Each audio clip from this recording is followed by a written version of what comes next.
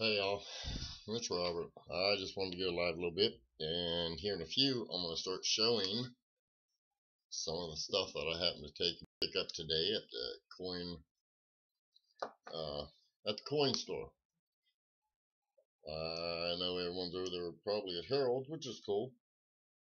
I'm sure he could use some help. I got a little confused about it. Yeah. Hey Juan. No Juan, I have not yet. I don't think I have. Hey Mark, how you doing? I took in I don't know if I told anybody. I tried to check those emails. I'm not certain if I got to check it because I'm playing catch up. As you know, we just had the big coin show, and I've got needless to say, I get paid to search rare varieties and such at a coin shop, and I had to take and go downtown today and to another place to pick up or to search new purchases that came into the shop. So that's how I make my money. 1 second.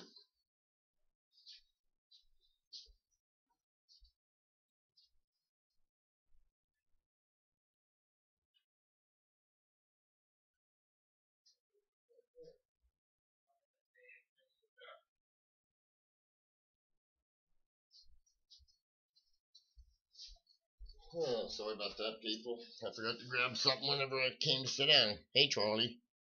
Let's see. Charlie H, how you doing? I'm doing good.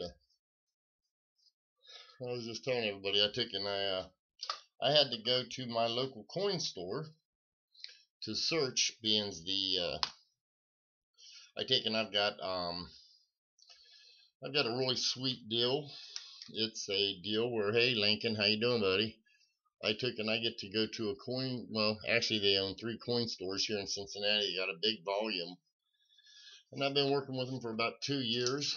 I look through all their purchases. Some coins I get to buy. I bought one today. Cindy, you better run. I'm telling you, you better run. What I got today, you'll be broke. Just saying. That's all. Let's see, where'd those go? Those over there still. This here won't break you, but I'm gonna show you something that I picked up. You better say that just a minute. You're gonna see some. Now this here I just got for some pleasure, some fun. But I think you'll like it. Hold on, Cindy. Let me show you.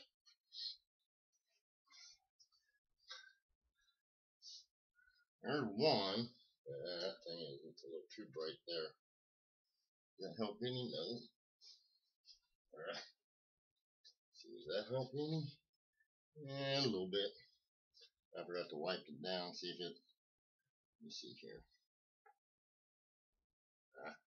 Oh shit. Trying to figure out how. Nothing major on this one here, just a little bit of something. Then I got pick that one up. Let's see if it'll focus on me. Come on. Yeah, butthead. It's only a 21, so it ain't no biggie, but it's got a pretty neat little locket. Yeah. I know it's supposed to open up. There we go. I guess that's to unclick it quick to get your keys. And then I picked up this thing. Well, let's see. Can you see it? Somebody took and painted this thing. And I'll be honest with you. I'm thinking about trying to get that stuff off. Because of 2 things. One, it's a nice date. And 2, it's in good shape. Back is solid, like it's solid gold. But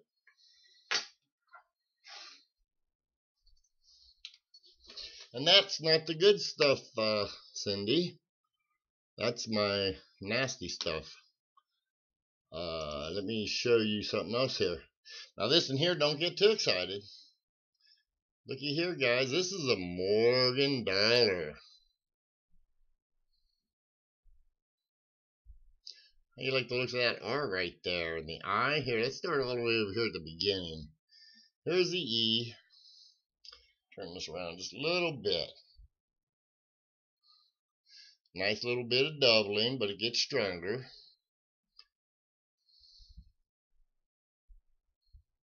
This one here, Cindy, now this one would really be good in your collection, but the problem is it's some serious change. Not serious, I mean, look at that R. I love that R. But as you notice on the R, the nice doubling here, look at over here, you can see it's also getting up over into to the Lady Liberty herself. The I's got some nice doubling. B, the U, S, there's your pluribus. Then we come over to the U of unum, even though it's mellowing out, you can still see doubling on this. All the way down to the M. And there you can see it comes up on the stars too. This is not in plastic. That's the shine from the coin itself. That's how much shine it is. Come over here. Let's see here. We ain't got much doubling on this side of the lady. Up here at the top here, right through there is where it starts. No, Lincoln, it is not. That's a true double die. I assure you of that. This here, I mean, first off, this is this come in the Morgans like that. But here's a good way to tell, Lincoln, okay? Right in through here, well, let's see. Here on the eye, you can actually see the best. There's two different ending points. Two different ending points. That's what tells you a true double die. I mean, we talked about every coin, there's always a rule, and for every rule, there's going to be a rule that's going to break it. We tell people, shelf-like doubling is machine doubling most of the time. It is most of the time. But when you can take and get 2 points at the end, right here, even though it's ever so slightly, those 2 points, that means that there was 2 hubbings done on that die. And I promise you, this is a true double die. In fact, if you go to the VAM world and look up a 1878S VAM 6, you'll find this coin and you'll see every bit of it, and they describe it as being doubled. The eye, she's got some chips in her eye. Not a whole lot, but that's just part of the attribution so that you know what it is. This is a nice coin. There's some hits on the cheek, but you're allowed that. The hair right through here is pretty strong, which I guarantee you this is probably a 63 to a 64 coin. Let's go down here to the date. Let's see there. Date don't show a lot.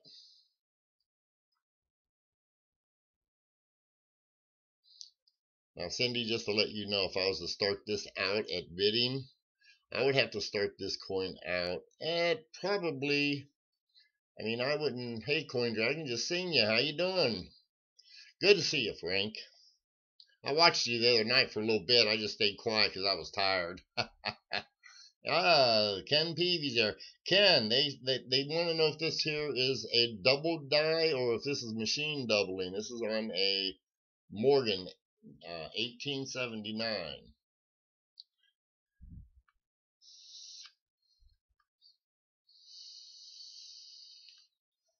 I'd say a few of yous in here could answer that question.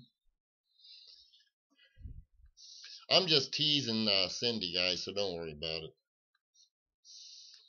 I picked this up today at my local coin store.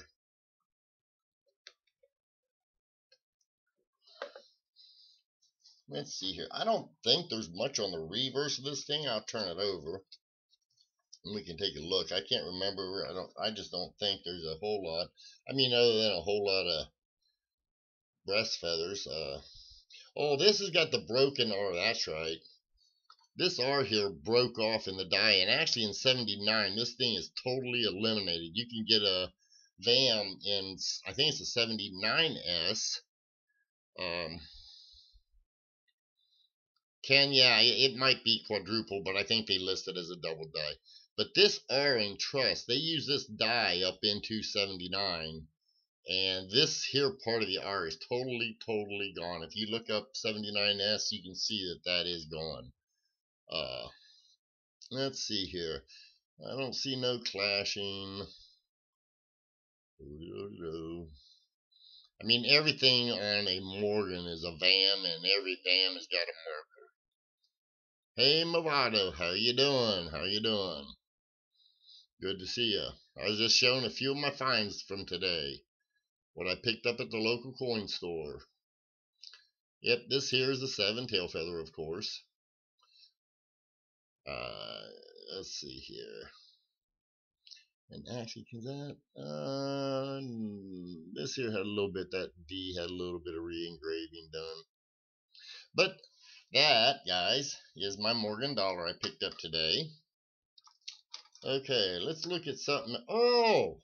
I picked this up today too, guys. Now I'm gonna back the camera up a little bit. We're going to get it. Cause you know what? No, we're gonna take what we're gonna do. Hold on a second. Good, that's still focused. I'm gonna put it on the other camera. Just hold on a second. Let's see here. Now, somebody was asking me about counterfeit Morgans. I happened to take and be looking around. Here's a counterfeit Morgan.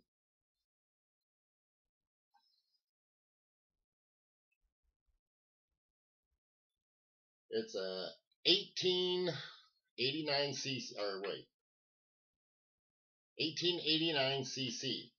Now I'm gonna take it to the other one to show you. I'm gonna bring this over to my other one. Let's see, what's this here? Oh yeah, bragging. It's the same. Yeah. Okay, I want to show. Somebody was asking about counterfeits. This here is a 1889 counterfeit, and it's a CC.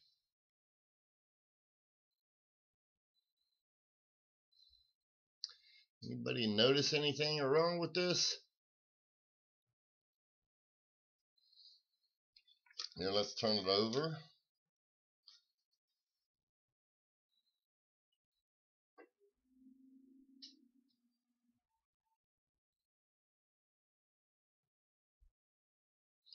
Wow. This thing, in my opinion, is poorly done.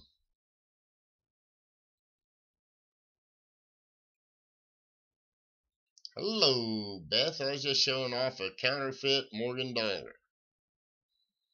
Now, I'll show you guys. Dragon, you might, but the problem is, let me show you something here. I seen what you're talking about. Look right here on the 9. See how there's, I mean, they made this too fat and they never come back in smoothly. They never did a smooth transition like they're supposed to. This is just a cast counterfeit. It's not a weird strike, Cindy. This here is a counterfeit coin. This is one that they try to sell to, I should say unscrupulous people try to sell it to beginners. Because, I mean, it's an 89cc. That would be an expensive coin. This one here, no. This one here, we won't sell that one, I promise you. Let's see here. I gotta show you a couple more I picked up today. So we ain't done yet. Let's see. Let me find my pretty fool. Not that one, this one here. I picked this one here up today also. Let's see, where am I at on the coin? Okay, over here. Remember we was talking, I believe it, well, you know, Frank, I'm not certain, but I think it is cast counterfeit. But Cindy, I think you was online the other day when we was talking about the double boobies. Well, here we go. Double boobies right here. You can also see the doubling right under her chin. This is the 1942 FS 101, I believe it is. I'm thinking that off the top of my head, the FS 101, because I think that's the stronger of the two. But you get that. There's, I don't know, I can't remember if we'll see it here. I can't see it too well here on this one. Which one? Let me see. Oh no, I'll show that one off though. I know there's more doubling here besides just that. I'm trying to locate it, guys. That's what I count, Ken. 3 boobies. I mean, tell me you couldn't have fun with her that night. Sorry, girls. I guess I should calm down a little bit here. That's all you get to see on that one. That's all she has. That's what gives you the FS 101. She's double chin too, Ken, so let's just think about that. Best. Okay, let's see here. Now we'll go to something. We'll go to a G rated, okay? And this is going to be one of them ones we ain't going to see too well, yeah. You can see it right here on Truss. Here's another one of them. There's a split serifs. I got one of these here because a lot of these split serifs like this, guys, they're true double dyes. They're not master hub doubling like a lot of them are. So I just picked it up for that reason. It's a very minor, but you know what? Everyone, if they're going to finish their set, they'll need to have, you know, this one's going to have to be one of them.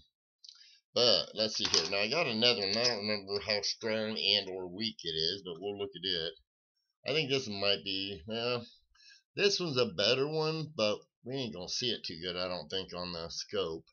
That's the one thing I hate about these scopes, and I tell people, don't rely upon a scope if you're cherry picking, because you're going to miss stuff. This in here, I mean, I know what I'm looking at right through here. It's real strong, and when you see it in person, this is just not shadowing it really well, because it shows, here it shows it just a little bit better to where you can see it's getting stronger over here, but this is strong pretty much right through here. I don't know, but I think this is the number 7 double die. Let's see, come in today, paid for $1 clip planted and double die obverse. Which one, Ken? Come on, now you have to give me a year. I mean, there's a lot of double die obverses, but which one? The one that comes to my mind is there's 2 of them, the 73 and the 87.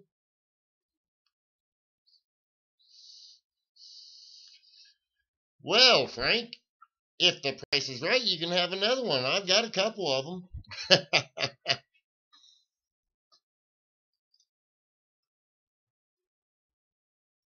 Let's see here. Note to the scope. You're right. A trained eye and a 10x loop will pick out what a scope never will. Ken, I will say absolutely, positively, you are correct.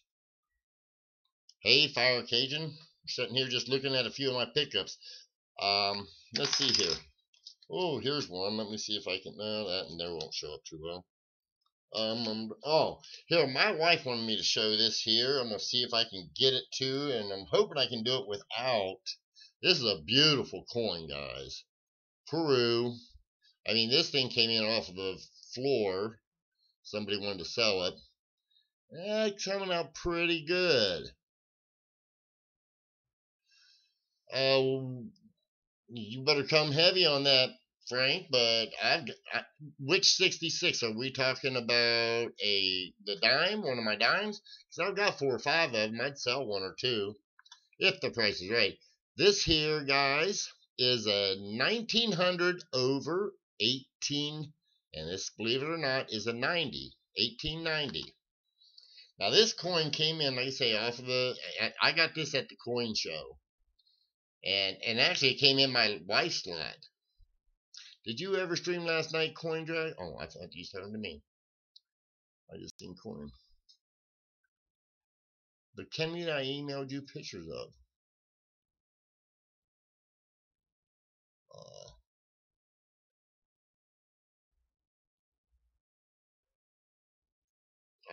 Frank, I apologize, but I've got so many coins being emailed to me, I really can't remember.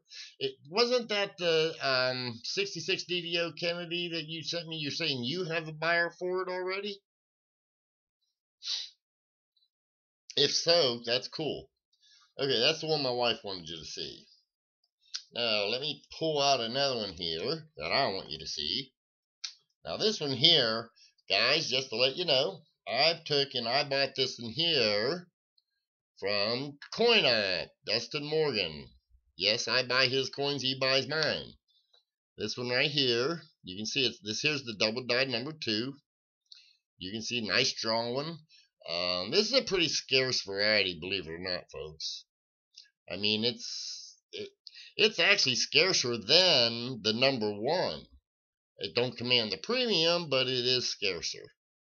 You get to see it Actually, you can see it on the R, the T, the R, the U also.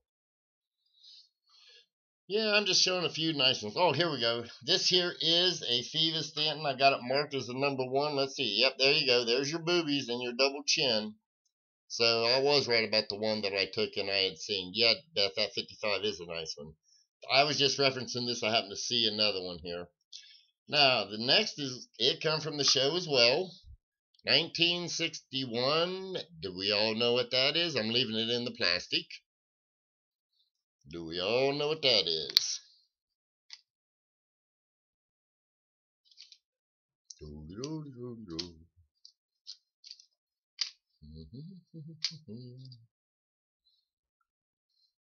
Nobody gonna give us a guess?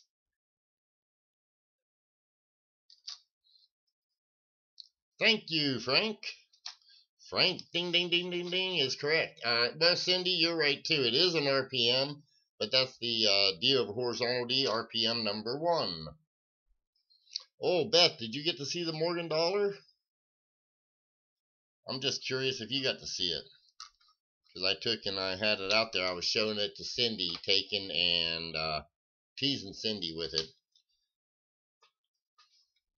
But now, Beth, if you or Cindy or anybody else would like to buy it, it will be for sale once I get it totally processed. Process being, I may get it slabbed. Oh, Cindy, come on, you guys sharing the love. This is a 1878S VAM 6. Nice doubling throughout the whole thing. And no, that is not machine doubling, folks. I promise you that. I would stake my reputation on it.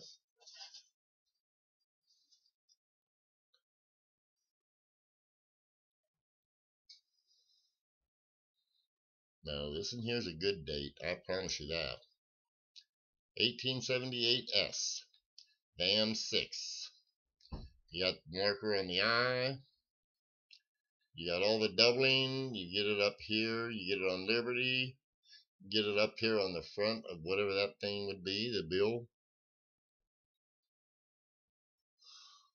Well, Cindy, look at it this way. It's 100th anniversary of your birth. See, they took and they knew you was going to be around in 1978, so they took in 1878, they made that thinking, I'm going to make this just for Cindy.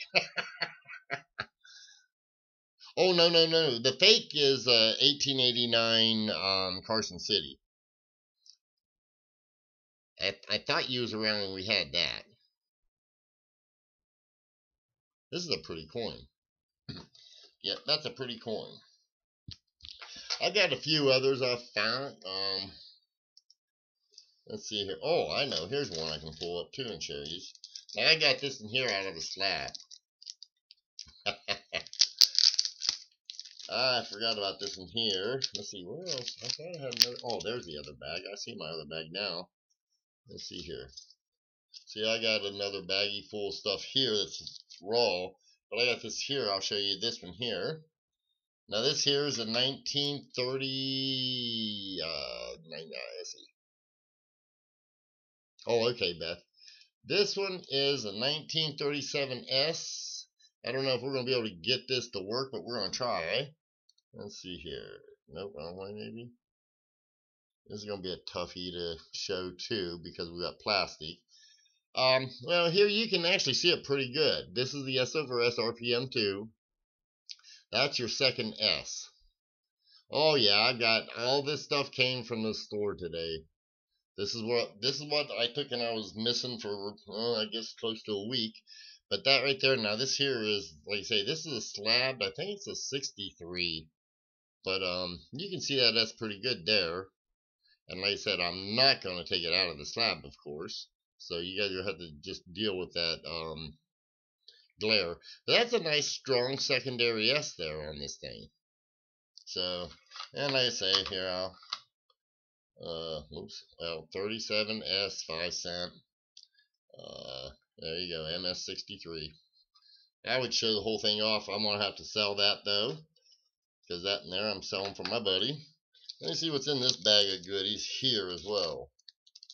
Let's see here. I don't know. I don't know which one of those guys want to have a, let's see, I found a couple of Fancy Morgans in my mailbox today.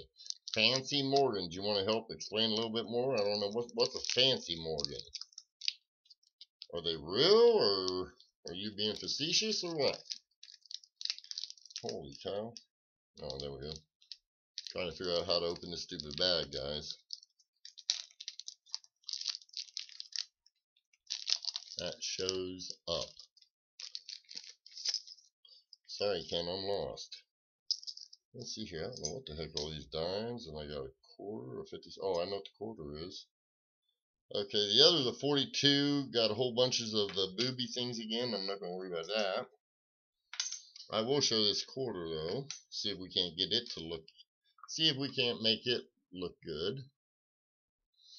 Okay, first things first.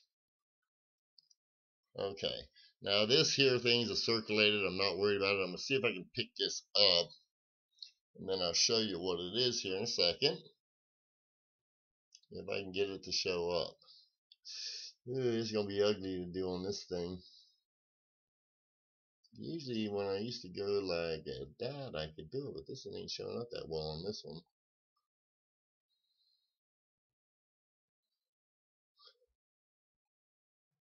Trying to find this here, see if I can't. Oops. Come here. There we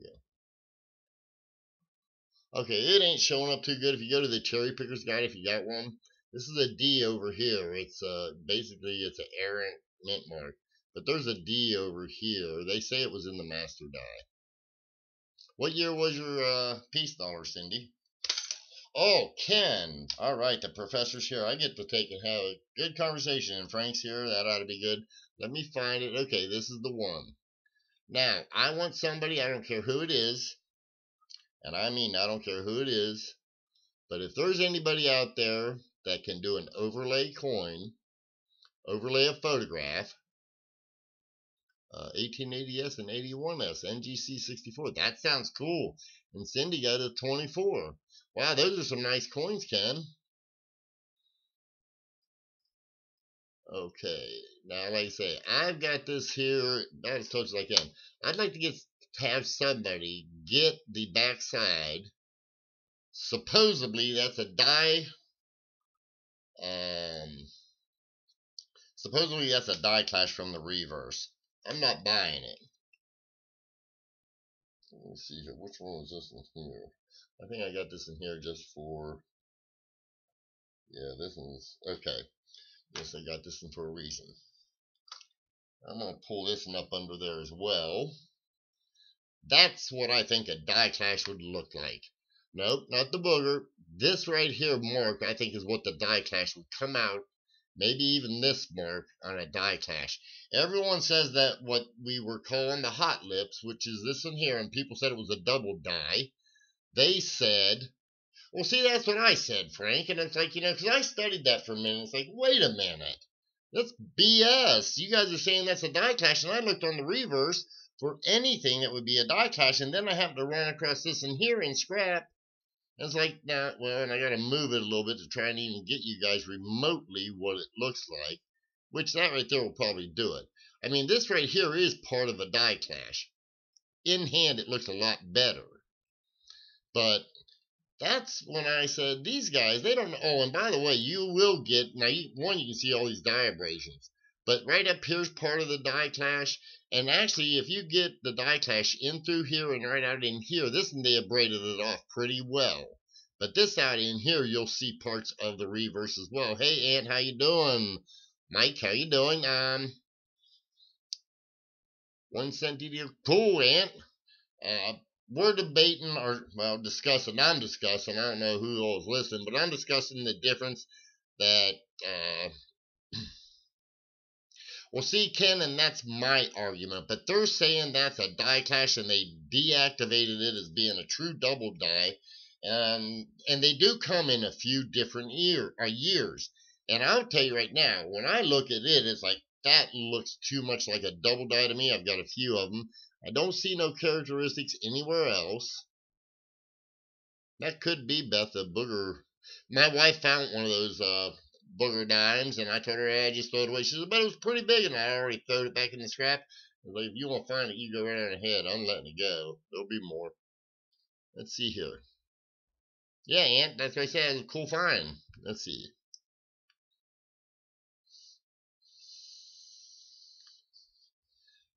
Okay, Frank, how would you get the rounding off? I'd be interested to listen to it. Like I said, I'd like to have somebody, if anybody can show me an overlay, because somebody tried to do an overlay and it did not work.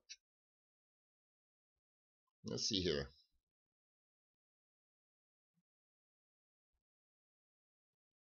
Sorry to hear about that, Mike.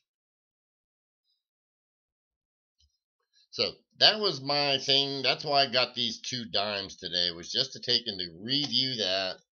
And I wanted to discuss it with a few people. Now this in here my wife found. I let her do all the Roosevelt dimes. Even, oh, this in here, okay. Let me get this a little bit better, I hope. Okay, it's hard to tell on this one here. I mean, it's been smashed right through there. But right in here, there was a marking right in through here on the inside, and it's raised.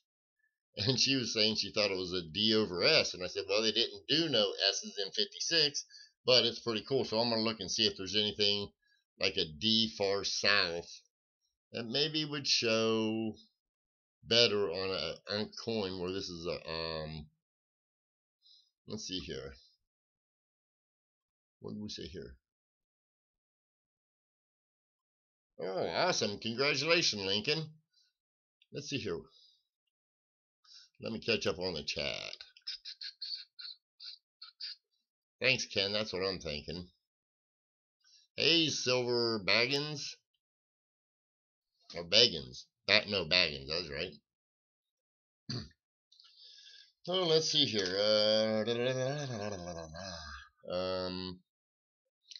Ooh, Beth, I think you might have missed this. This was my wife's find at the coin show. She found this on the floor and was cleaning up, and that is a secondary 2. So it is the Feva Stanton, the Snow 2, I believe. Let's see here.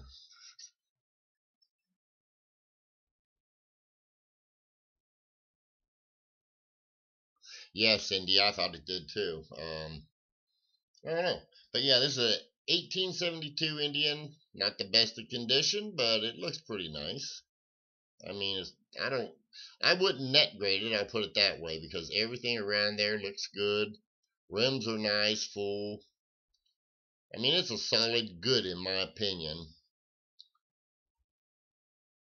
And the solid good for that Snow variety, if I was to get it, if I was to get a slab, did put a little bit of value to that coin. Let's see here. I've seen a lot of coins going out through there. Let me think here. What do I have? Okay. Here's one of these days I'll put this here up for auction. I need to get this out of here. I need to get it out of the holder. A lot of Liberty showing. But it's got the let's see here. Half dime. Yeah, I'd have to get it out of the holder. Got pretty good detail for a for over 100-year-old coin. Let's see, 1860 half. Oh, let's see what else we. Oh, here's an interesting one. I don't know if anybody ever knew about this or knew. Crud. This is the 1828, but it's the 12 stars, and I'm not taking it out right now. Hey, Mantic, or Maniac, I should say. How you doing tonight, Mantic? Let's see here. 76 Carson City DDR. That don't look too good. Okay. I'm done playing with the coins that I found. So, what's everyone else found that's cool? Besides, let's see, Anna, we seen you had a 215 DDO cent. Hey, Snakefoot, I missed you coming in. How you doing? Awesome, Nanty. Hey, Mary Love, how are you this evening? Let's see. Estimated survival pop on the 1860. Ant, you're right on the ball. 2,500. Really? Hey, Ant, do you know if there was a transitional in that year? Answer me that, because that's what I was asked to research. Oh, I'll tell you what, Ant. I've got a bag of 71S's I need to go through they got spotted, and I don't like. I've just been bummed going there to look through them. Good deal, Snake. Glad to see you here. E-bucks are in. Woohoo! Oh, Frank. Okay. Got 4 rolls of 2018 dimes. Well, you can only do one thing at a time, man. You can't do them all. Trust me, I've tried. You just get confused, or at least I do. Maybe it's because I'm too old. I took a new book, guys. Wouldn't believe I went through and just looked at what's on my table that's got to be processed and got ready to be going over. Let's see. I know that 61 has overdate. Yes, so do I. Doesn't list a 60 overdate. I don't care about that. I'm talking about a transitional error, and I believe it's on the reverse. They did a design change. They call them transitional errors, and that's what I'm curious about. I just seen from Brian Rains, I believe it was, the 1852. I think it might be the 3 cent, the silver 3 cent. And I've been looking in the wrong place for the overdate all the time. Now I know what to look for.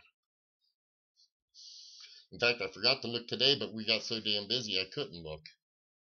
Let's see here. Fired Lemon. Hello, didn't see you come in. Oh, wait, I got a 52 on Wonder.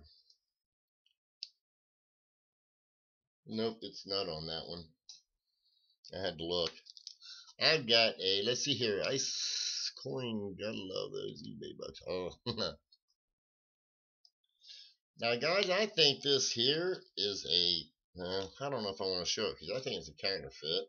It's a 1988D, but it looks just too pretty. You found it? What'd you found, Ken? Found it. I see that. What'd you found? The transitional error? You'd be the man if you did. Hey, Paula Bloom. How are you this evening? Thanks for stopping by. We've just been sitting here playing a little bit.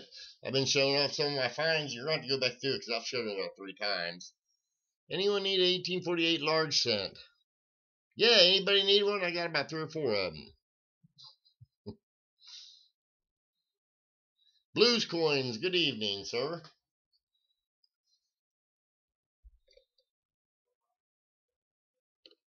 I'm doing mostly good.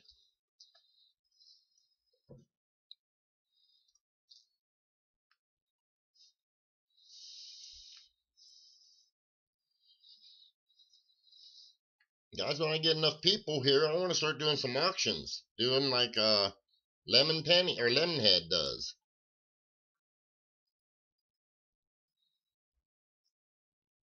And I know I've got a few people that could be good at the modding it, so. Well, Ken, are you going to tell me what you got?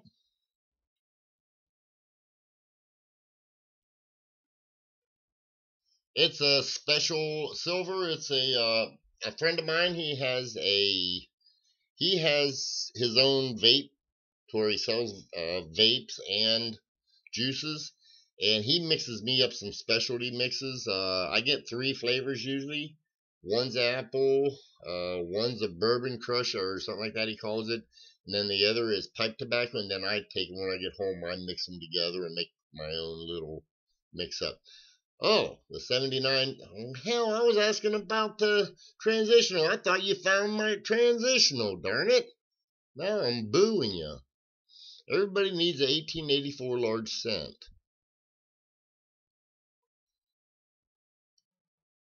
Everybody, really? Oh, I was going to say, yeah, I guess everybody does need an 1884 large cent. But I'm glad you corrected that because I'm sitting there thinking, like, how can you get that? I thought maybe you had one of them coasters, Ken. Watermelon. Okay, you know I don't like menthol. I tried. I went down to his house to visit him, and that's all he had. He had something. It was actually a good flavor, but it had menthol in it. I don't care for the menthol. Sorry. Let's see here. Yes, exactly, Silver. That's why I said when he said large scent, I've got these coaster size large scents and stuff, and I thought that's what he was talking about. In fact, you know what, guys? I got an 1804 half cent. Anybody need one of those? Yes, I said 04. I didn't say 44. Didn't say anything but 04. 1804. Everybody got quiet. You like large half cents, Cindy?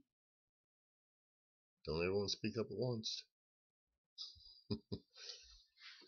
Sorry, guys, I'm just relaxing a little bit. I'd have to, maybe? Yeah. Guys, I don't have any dice in this room. I ain't that smart.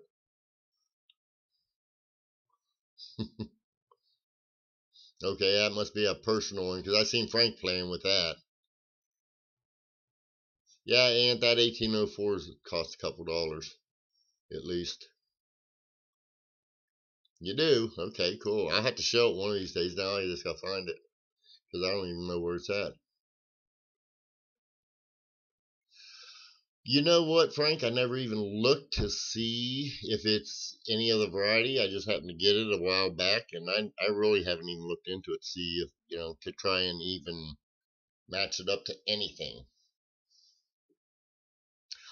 Paul, I had a feeling that it was a personal joke between you two, and it meant something.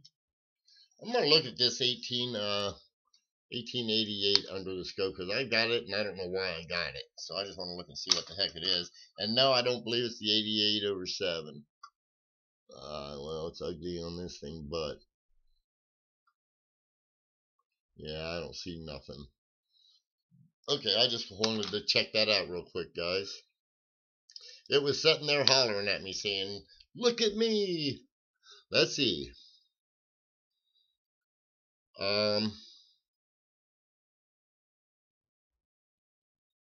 Just an absurdly low surviving pop on them. Oh, on that one, yeah, you're right. I don't think there's many people that can. I never looked at it. I just took a quick gander at it. Let me see here. Go ahead. Oh, here's my good loop. I can let you know. It's so worn down, Ant. I don't see anything.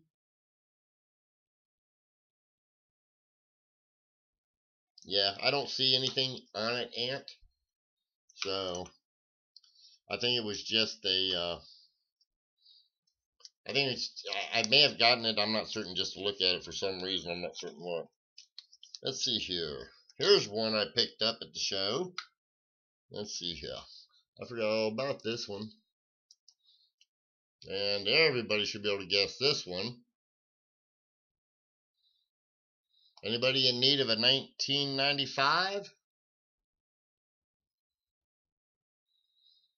Pretty early die striking, even though it's an unk coin, but as you can see, it's got some stuff in it.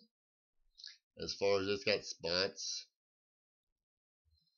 Yep, you got it right, Ant. Yes, sir. I would sell this one. This is one to sell for me. And actually, just so that y'all know, this in here would sell too. Not me. But this one's in a holder. You know what? We can look at this in here, and this in here is graded. This one, believe it or not, is NGC 64, so that other one's probably 64 as well, if that's the way it's graded. I even have a 95P DDO number 2. Frank, now that one there I've been looking for. I'll be honest, I've never been able to find the DDO number 2. That would be, I'd like to see that. The only thing I've got, Cindy, is the 55 number 2 double diagonals.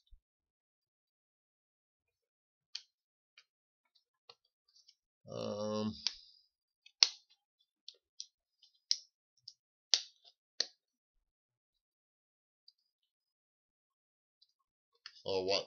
Ken, you don't have the DD02 on your database for the 95? There we go. I'm just moving back and forth all. Oh, shoot. Let's see here. Well, I didn't know. Oh, yeah, Cindy, that was a really nice one. Let's see. I'll tell you what, I do trades. The right stuff.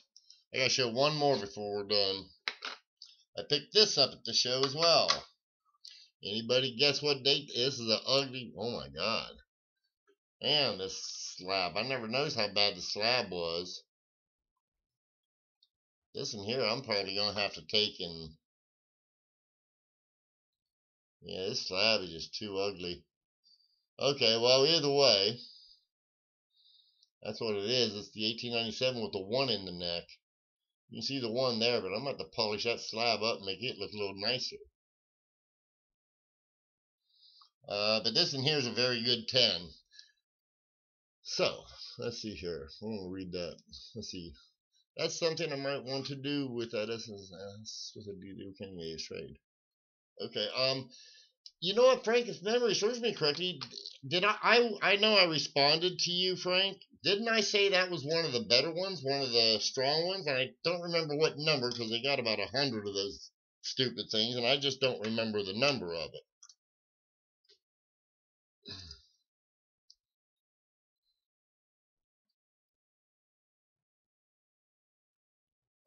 Which one, Ken? I feel like, well, I'm not gonna say that, but yeah, I feel like I'm somewhere else, and I'm getting confused. We're talking about so many coins at one time.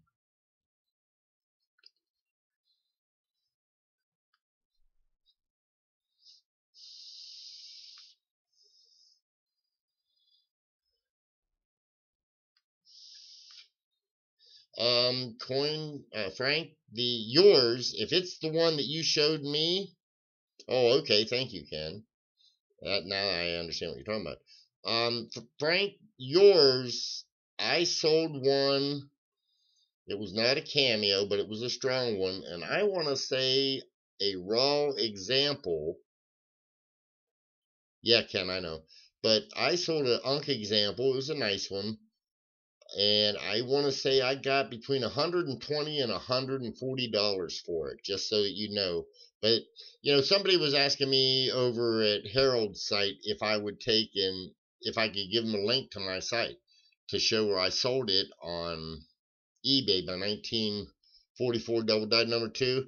And I told him that yeah, I sold it for $330, but I could not send him a link because eBay is cutting down on all of their they cut down on anything. I guess their system is not big enough, or they got so many people. They just don't have a base big enough to hold them for more than a month anymore. At least that's what I'm told.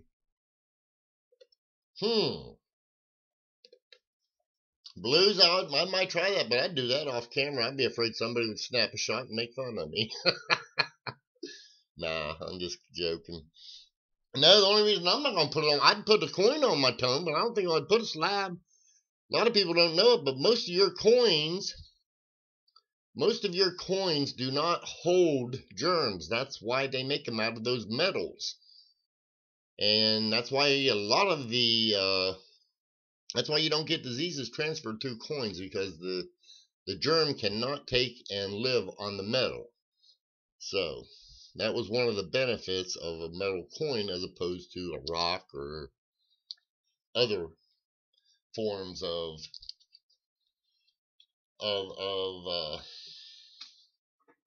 money. Let's see here. He will choose to get buffing compound for a car, and then he will take and buff it out that way. A lot of people don't know. Well, actually, it's not a buffing compound, just regular car wax will do it.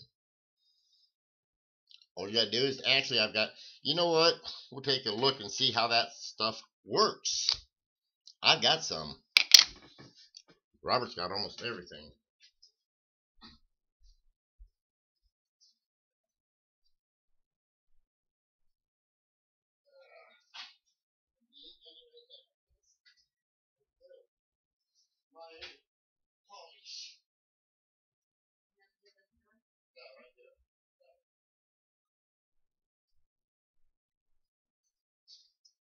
I'm working on it, folks.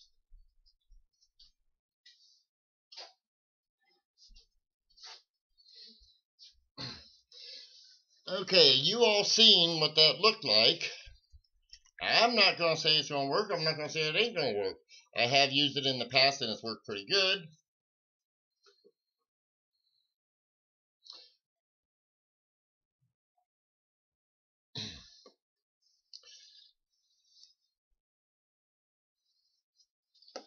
Just to let you, that's what it looks like.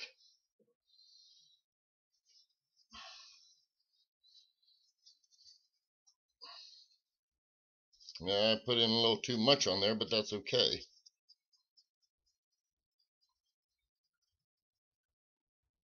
Yeah, it's going to shake a little bit here, guys. Keep your heads out of the gutter.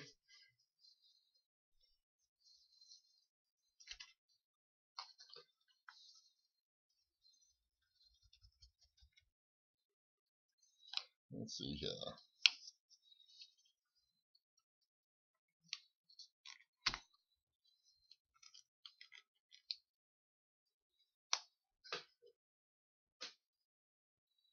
Wow.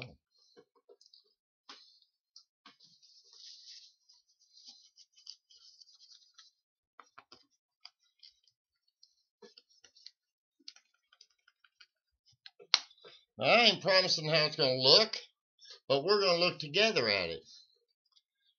And we'll see how it turned out. I hope, well, you guys will be able to go back and review the tape earlier. Let's see if it did any good better. Well, I'll let you guys be the judge. Let's see. Okay, so what do y'all think? I mean, it's not perfect, but I can see that a whole lot better than when I just got through seeing it.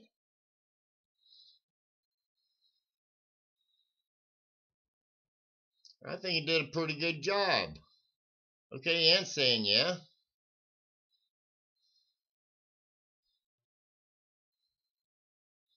Yeah, Blues, I think it does.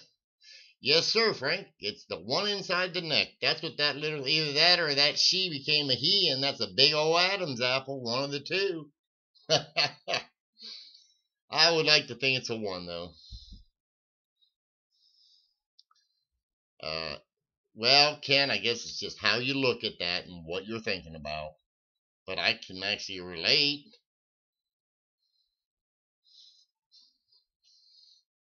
Okay. Well, and you seen I just did that in a few seconds. I have to get off some of the residual stuff that I just did it real quick on the face of it. I'm sure I could take and go through it and spend a little bit of time, because I can still see a little bit on it, but I just did that in under a minute. So I think, it told me what I needed to know. I'll take the rest of the coin, and down the road here, I might just go ahead and clean it up, because I never did the back. The back still looks pretty bad. Well, that's the whole ideal, and the slab protected it. It's taking the beating and not the coin. Not that this coin could be beat up too much more because of its date and the grade, but I like that. I'm gonna take and I'll do the whole thing. Thank you, Beth. Dude, looks like a lady. Well, I think that's supposed to be a lady if you're talking about the Liberty on that. But Lady Liberty's got a Adam's apple, I think. Or, in Ken's opinion, well, we won't go there. We got ladies in the room. That's what I need to do. Get me a. Nah, I ain't gonna go thinking that way. Oh, let's see here.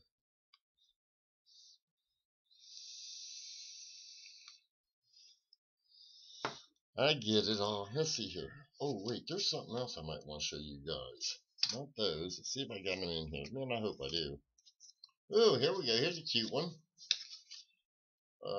Yeah, everybody will love this one. Now, this has got to be done by video, so I want you guys to check this here out. Please. Oh, thank you, Lincoln. But check this one out, guys. Now, if you can guess the date of this coin, I'd be happy to take, and I'd be happy. You know what? I'd be happy to give you a silver quarter in the mail for free.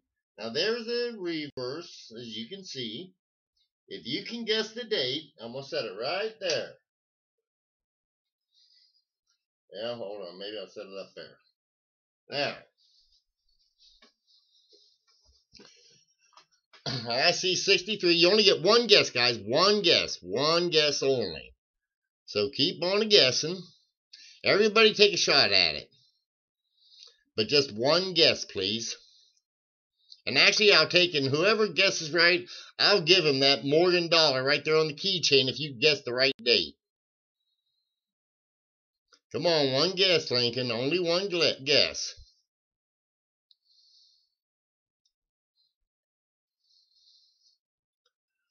Okay, I think that's about everybody. We had 15 up there. I see 1, 2, 3, 4, 5, 6, 7. Well, how many? 7, 3, 4, 5, 6, 7, 8.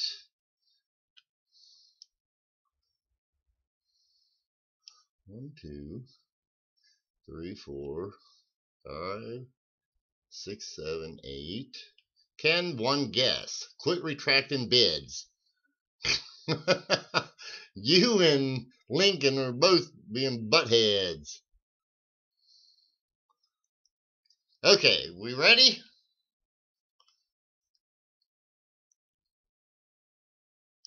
Are y'all ready?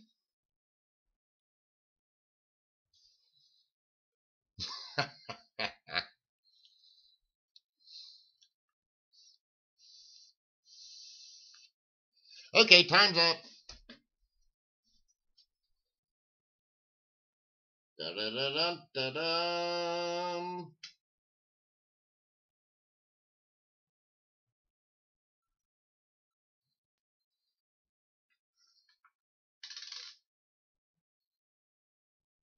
Sorry.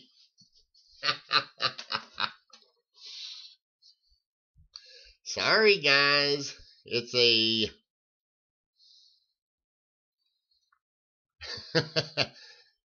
that's a magician's coin. Double tails.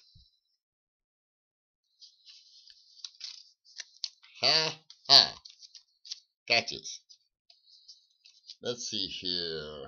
What else do I have here that might be fun to look at? I wish I could find this one stupid one, but oh heck. I can't find it right now. Alright.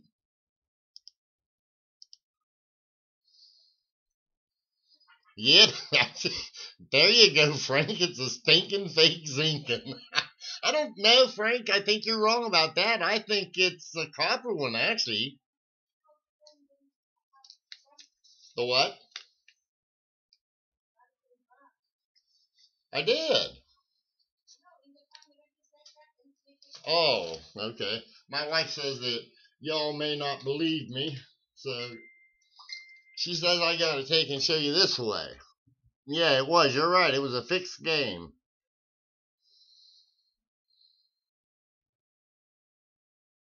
I'm the one who took and did the rigging. So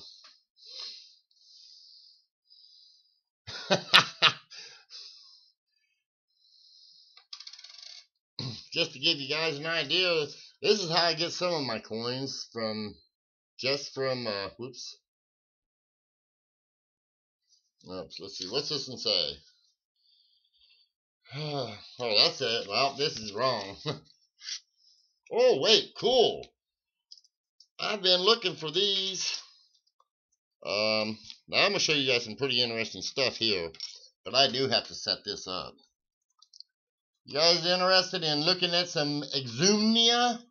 I don't know how the hell to pronounce it, but Exumnia. We'll start out with this here only because this stupid thing is, this would be a good one to start it out, and then I can show you some better ones here in a minute.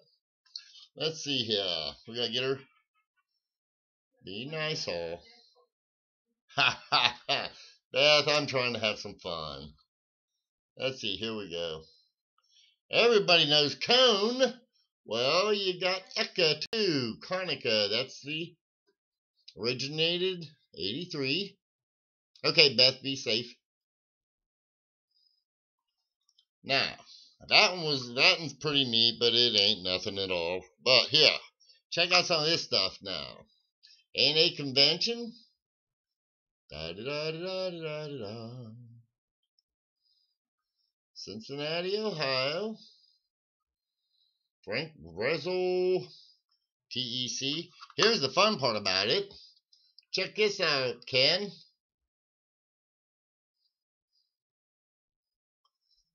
Elongated on a Mexican coin.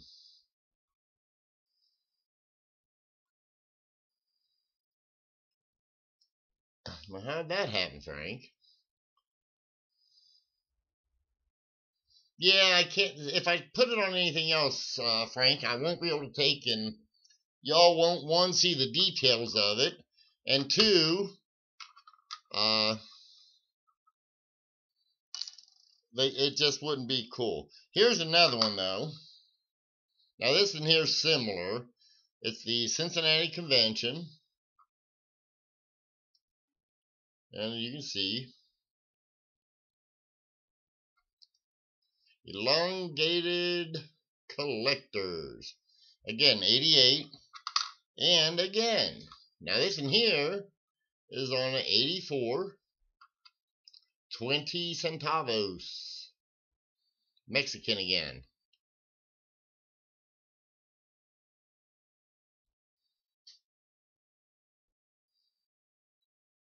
Okay, if that's who he is, Frank, I don't know. Okay, let's see. We're going to go to another one. Now, this one here is pretty cool, too. Hold on. This one here is a little different. This is going to actually, these start to get, ha ha ha, for Ken.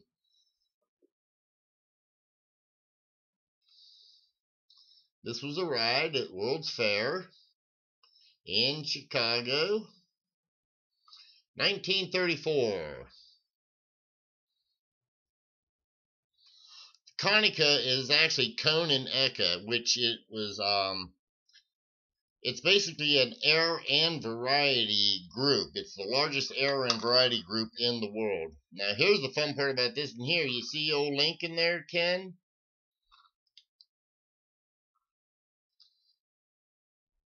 You can actually see the date on it. I can't see it on this too much. Hold on, I'll tell you the date.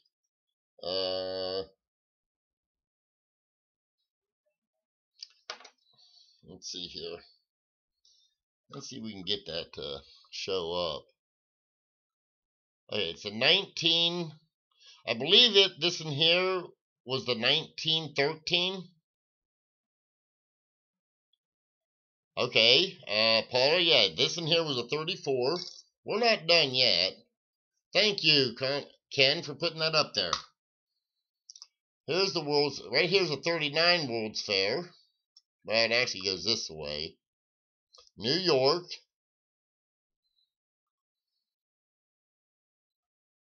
And that says what? Tomorrow. Okay. And this one, I don't think. What was that on this stupid thing? I can't make heads or tails of what this is, guys. Oh, okay, cool. I used to belong there, Ken, and I took it and I changed. Now, guys, just so everyone knows, this is not what you think it is. So I'll let you look. Check this out. This here, that used to be a good luck charm before the Nazis. This came from Cincinnati, Ohio. Now, this one, I think, yeah, this one here, it was on a large, or a 1 cent wheatback. I don't know the year on this one. However, I happen to have its sister, a little bit better condition. You can see there's still some of the mint luster on it. And on it, just so happens you can see the date pretty good on this one.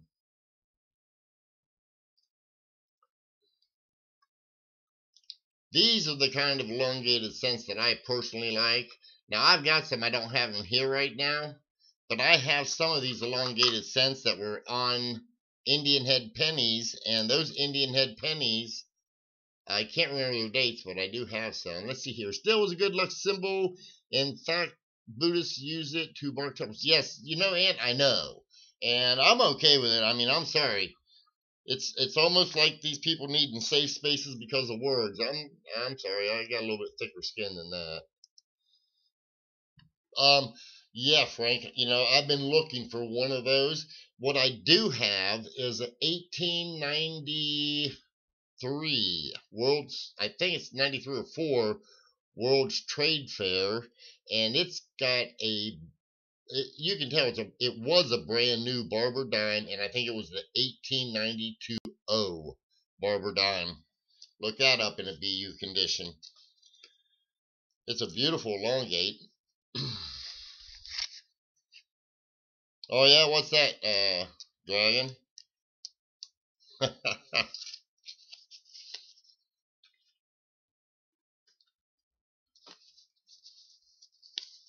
Yeah, those are some pretty cute little things. I think they're neat.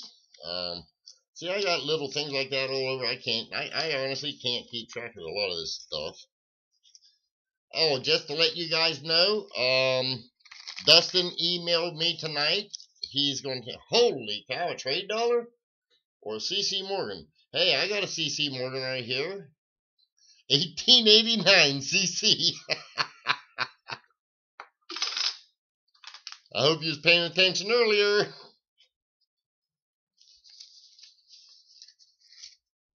Let's see, that's the one I just went through. Okay.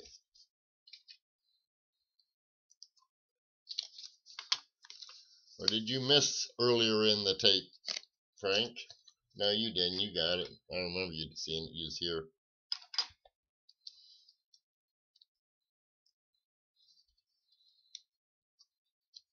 You didn't see it, Frank? I can show it to you again.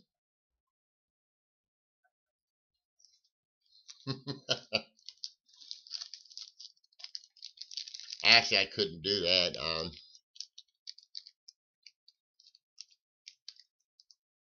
Yeah.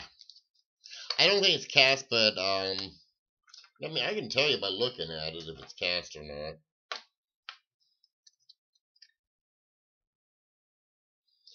You know, in fact, me and the person who gave this to me, we were talking,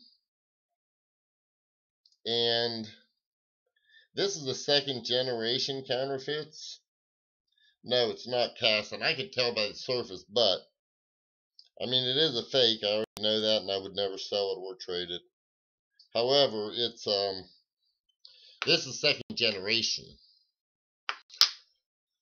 And you know, Cindy, let me tell you right now, the reason I even bought this was because two reasons. One, somebody asked me if I had any, and I know I do, I just couldn't find them. And I happened to be at the store, and I seen a fake on the counter. I doubt. No, Frank, if you're talking to me, Frank, no, this in here is a stamped coin. I can just tell by the surfaces. It's not, I know the cast looks like this, and here's not that. But Cindy, I got it. Like I say, somebody was asking me about them, and I had one. I couldn't find it, so I went ahead and picked it up. Like I say, I never sell them, but I got it for educational to take and help people to know what to look for, things of that nature.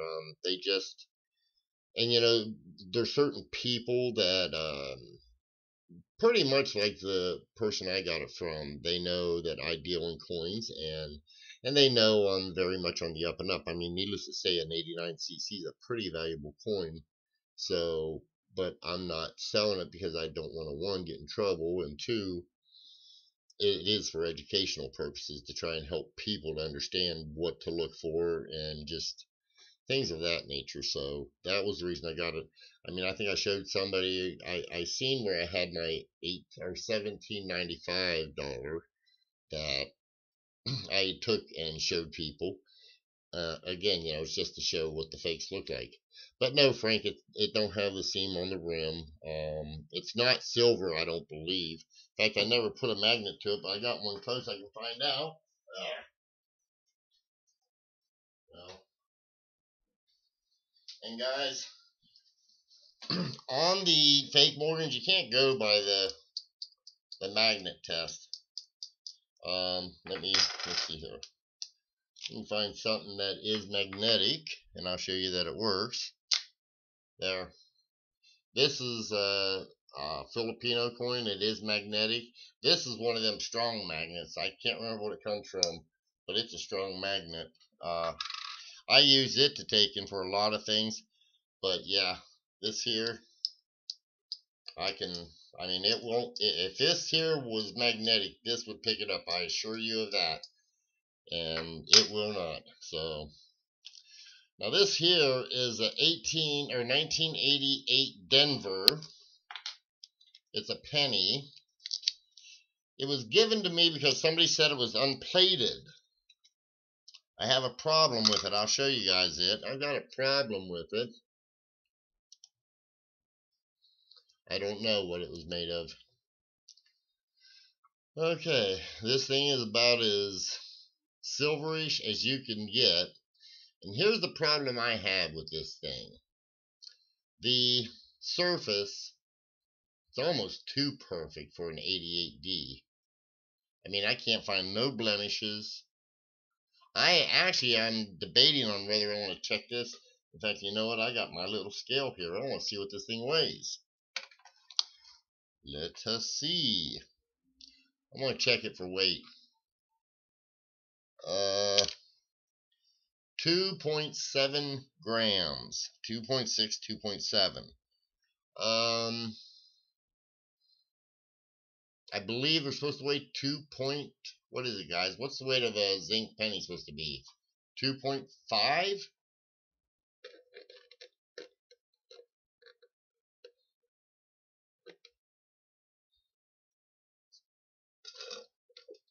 Well, Cindy, if you ever have a question, you just take and get it to me and let me see a picture of it, and I'll tell you everything I know. Let's see here. Did they fake the FG at least? On what? The FG on what? Okay. This Morgan, I'm not certain what it don't. Let's see. That sounds pretty decent. I don't know what they came with. Let's see. I need to work on my Indians and Buffaloes. 2.5 plus 1. Yeah, Ken, that's probably my thought too. Plated. It's either plated. I've got the conversion for foreign coins, but yeah, I thought it was 2.5. It's hard to remember all those numbers. Let's see. And what do you need on your Indians and Buffaloes? What are you talking? I mean, are you needing certain years or varieties? If you need varieties, I can fill you up. As long as you can fill my pockets up, we'll be in good shape and we'll work good together.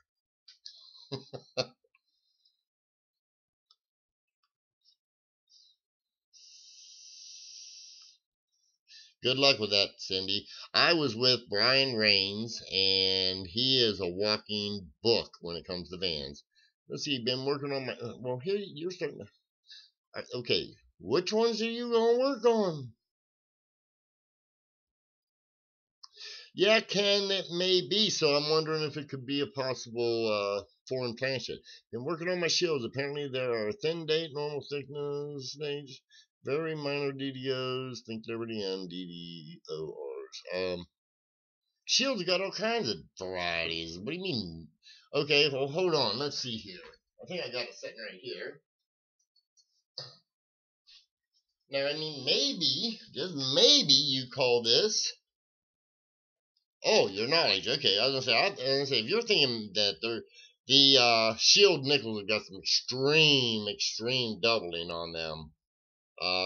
Not only do they have extreme doubling on the Let's see here. Yeah, on the leaf to the right side, they took in some of them, they haven't polished off. And you got to look for that variety as well. There's a lot to know on shields, in my opinion.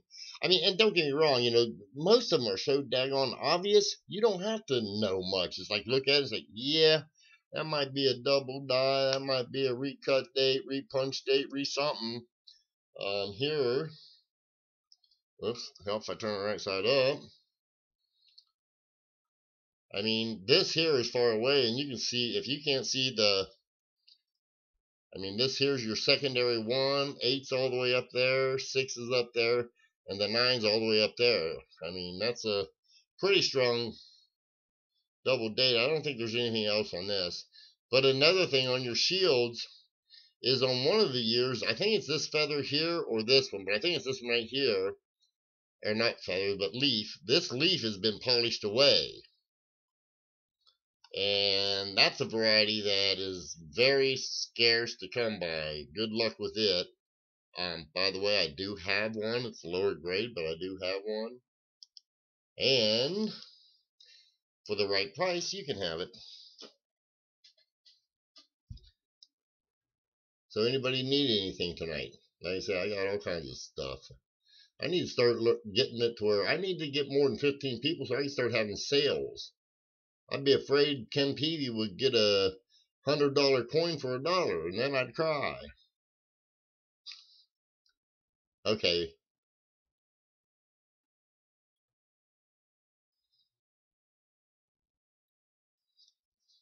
Let's see here. Like I said, is there anything anybody needs or wants to bullshit about? If not, I don't know if anybody... Is anybody else live, Ken? You know who's up and what.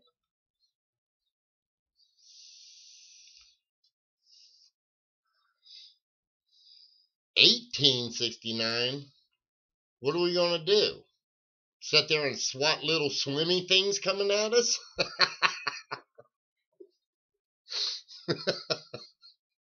Sorry, Cindy. That's all I can think I'd be doing in 1869.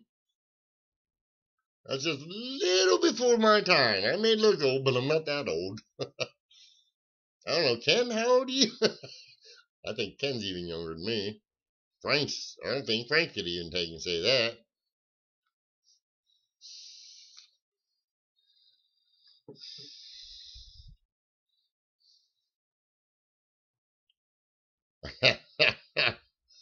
Yeah, old-fashioned hoedown.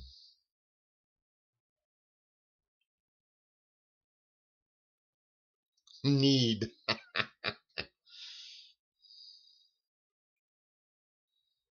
Wow, a lot of people are up. We're going to need Doc Brown and Marty if we're going to go back to 1869. I don't know. I'm not certain that, I don't think that, what was that stupid car that they used? I know it's the one that the dude got stuck with all the cocaine supposedly transporting it. Oh God, I know what that car is and I can't think of it right now. I just seen one not too long ago too. Am I? Wow. Why is that now? How am I so far? Are you? Oh, DeLorean. Yeah, thank you. Well, heck, guys, that's all I show on my chat. I show DeLorean as being my last one right now. Drink. No, it wasn't. But and apparently it wasn't too good for transporting cocaine.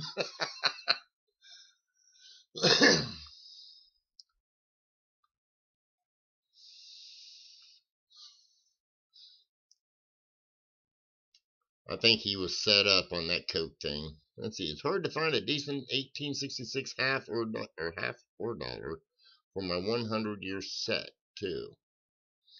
1866 half or dollar. Moonshines every night. Let me think here. Trying to think if I have one, Frank. I'd have to look for that one. And I'm certain I don't have the dollar because, and I'm not positive, but isn't that a pretty scarce? Yeah, I figured they would be. I tell you what I am gonna have. Anybody like well, talking about low mintages? This is lower. I can take this price tag off now because it is no longer good. Because I broke a proof set up. Am I lagging, guys?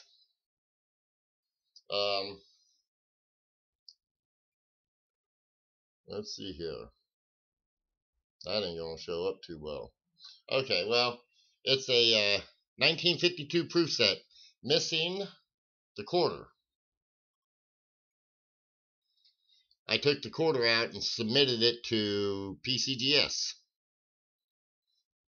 So I've got a penny, a nickel, a dime, and a $half on a 52 proof set. And let's see here. I don't think the nickel, I don't know if the nickel is either one, Ant. Take your pick or get them both. I think they're both kind of difficult to get.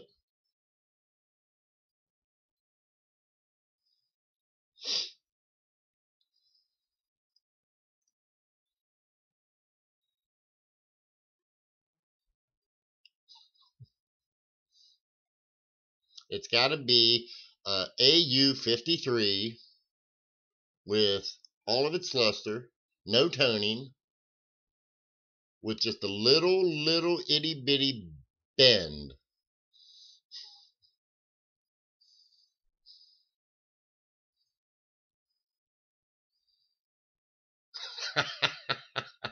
I agree with that, man. Some of us, and I'm a coffee lover. Ooh, you know what? I got coffee. Hot diggity dog. Meaning of John, $66 is $48.9. What's the survival on it though, Ant?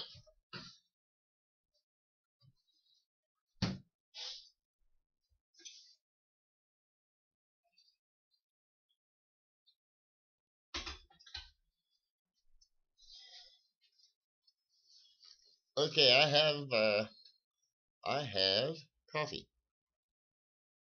Benji. Benji?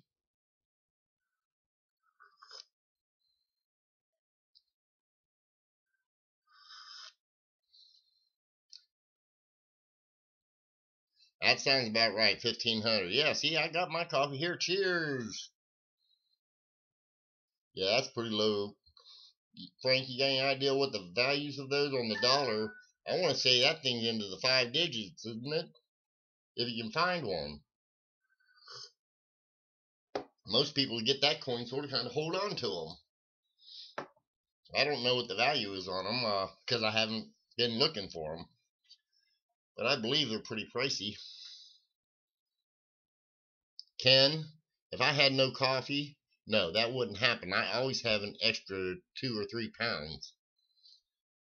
When I break open and I get halfway through my coffee can, it's time to get more. I'm out of coffee in my opinion, and it's time to get more. In fact, I'm right about there now. Really, that inexpensive for a one example for the dollar? I thought those things were. Well, I know that series carries a scarce one to where I don't care what grade you get it in, you're going to pay some change for it. Let's see. Is it true that 50 and 58 mint sets are pricey? 58 is cheap as can be. The 50 gets a little pricey. No, your 50. I mean, depends on what your definition of pricey is. ANX VG10 half environmental damage for $60. Yeah, okay, I can understand environmental. Maybe it is, Frank. No, Cindy. Like I say, it depends on what your pricing is, but I want to say, let's see. Do I have my? Yeah, I got my price book here. Let's see. I can tell you, Cindy, that I just got this price catalog for the gray sheet. So give me a second and I'll look it up for you.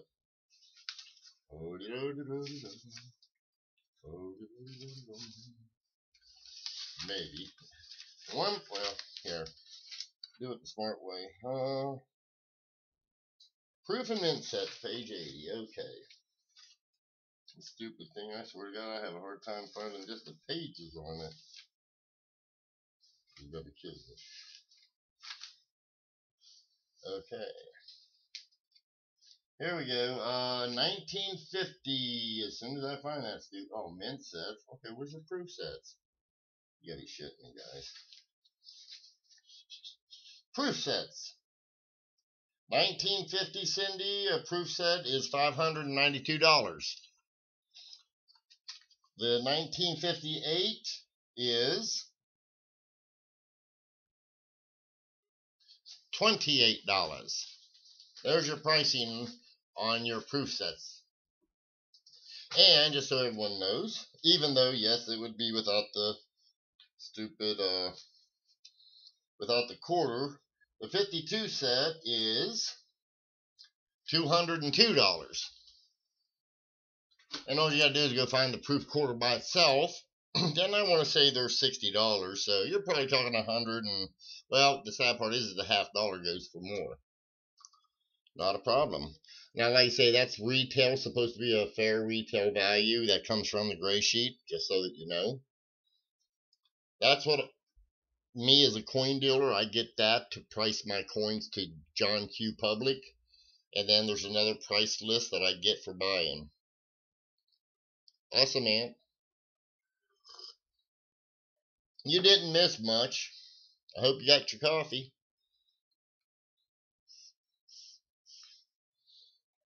Alright, well, no, I ain't gonna go there. Let's see here.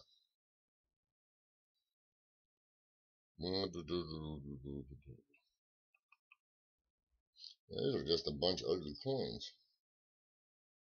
Oh, Ken, I wished I knew where I found, what was that? It was an early, what do you mean it's crazy? Why is it crazy, Cindy? But for, Ken was says I found a real nice woody on a, I think it was a 1920 something. What's so crazy about 50?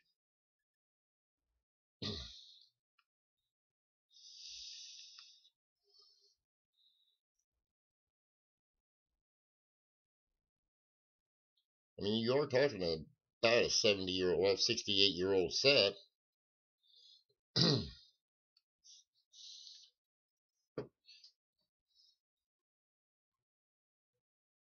Well, that ain't too bad. I mean, come on, your parents brought you into this world. You ain't worth $500? Are you joking? I bet they spent more than $500 as you've grown up. I mean, just if you got children, look at what you've spent. Let's see here, though. I was wanting to look at something. Here. Go buy you. Be glad they wasn't born in 1936. $6,670. Yeah, $600, $592 isn't that bad. Frank, Ant, are you talking the look and see what the pop is on the yeah, it ain't that expensive. It's cheap compared to what they've spent on you just your entire life. Hey JC, win anything good? We're sitting here looking at some pretty coins. And some pretty ugly ones. Cindy, those are cheap. You'll spend $50 on a $1 bill, but you won't spend an extra $500 for your mother? Oh my goodness. 81,980. That's the production run, right? I guarantee you that thing, if you should tell me a survival rate of anything more than 20,000, I'm not going to believe it, because I'd be willing to bet that 60,000 of them been broke up and sold individually. I know I broke up 10 of them myself to pull out a 52 proof Superbird.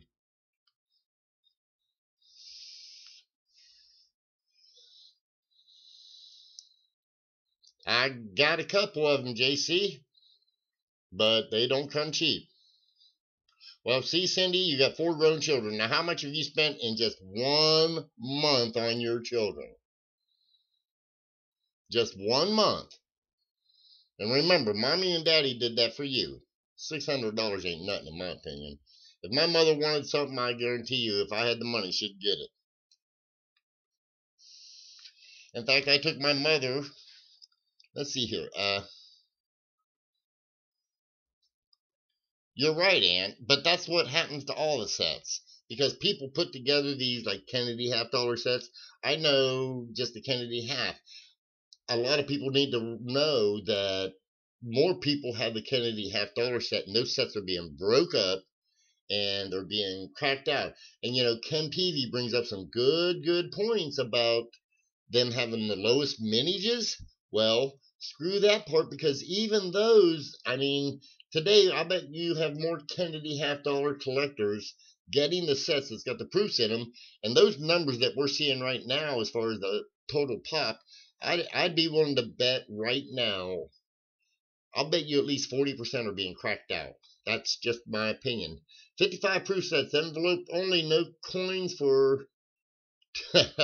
yeah, I bet. Let's see, 55 proof came in the envelopes and in the box.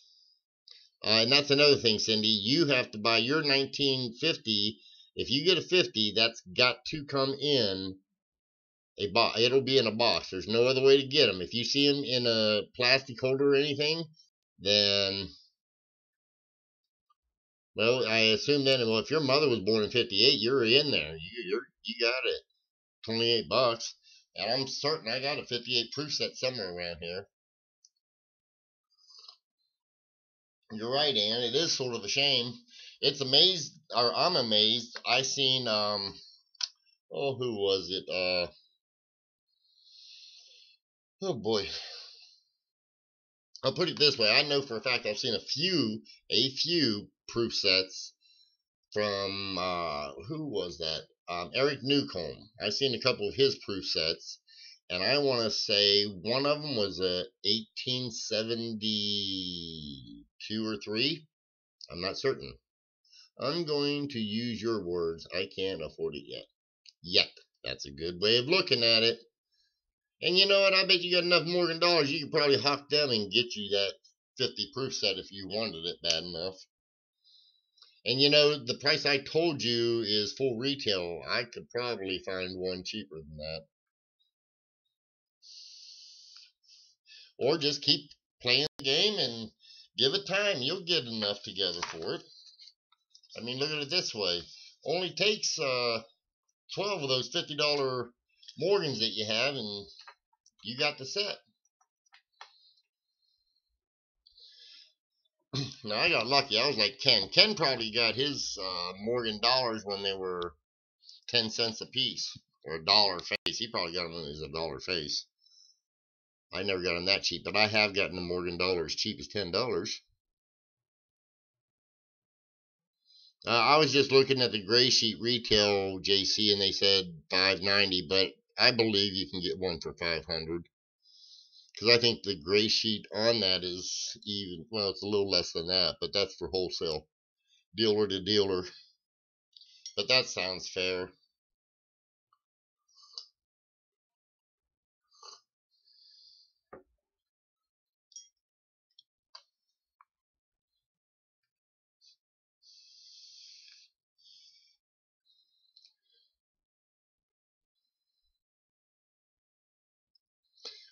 Let's see here.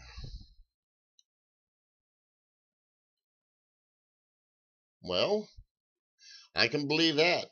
I've got, I seen where they used to sell them on, where you could actually get them mailed to you, and they cost you like $2. The 42 proof set girl for about almost $1,000. Yeah, sounds about right. It said in the gray sheet retail price, the 36 is 6,000 some change. Well, 6,600. You can work on it. I promise you, you can get there if you. All you got to do is make a decision, and you can get there. First coins I could afford was pennies, and they cost me a penny. And I used to buy the boxes, and that's all I could afford. After about 20 years, I got to go up to nickels. No, I'm joking. Didn't take that long. It took a couple years, though. The 42 is a six coin set. It had both the silver and the non-silver nickel in it. Absolutely right, JC. You know what? Where else can you? That's one good thing about. Honestly, I'll brag on myself, but I was gonna say that's one thing I can say about myself and Ken Peavy's site. You'll get good information. You don't have to worry about bullshit. If I don't know it, I'll say I don't know. I'm not afraid to. I know some people that think they have to know everything. It's like, okay, those are the people I really run away from their rooms because they don't have a clue. I just happen to know more than the average bear, but I've been doing it for a long time.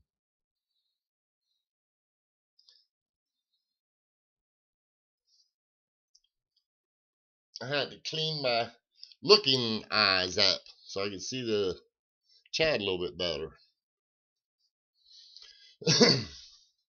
And by the way, I got a backup pair if I need them.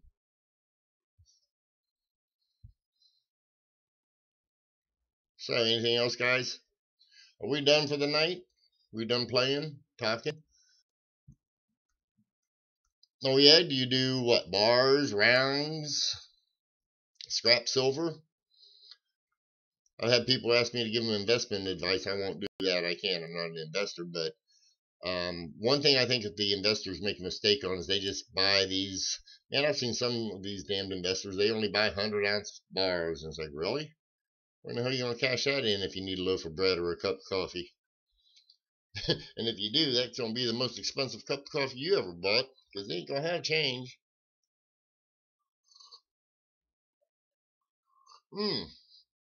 I don't know where Chad is. I don't know. Let's see. That wasn't here good. I think I gave the gold away on CoinOp. That's good on Father's Day. Chad something or other. I gotta show you guys this. I'm not gonna mention his last name because I don't have a right to. But he argued that he was the first one, and I'd already picked the winner. And he had argued that he was the one. Yeah, I had to.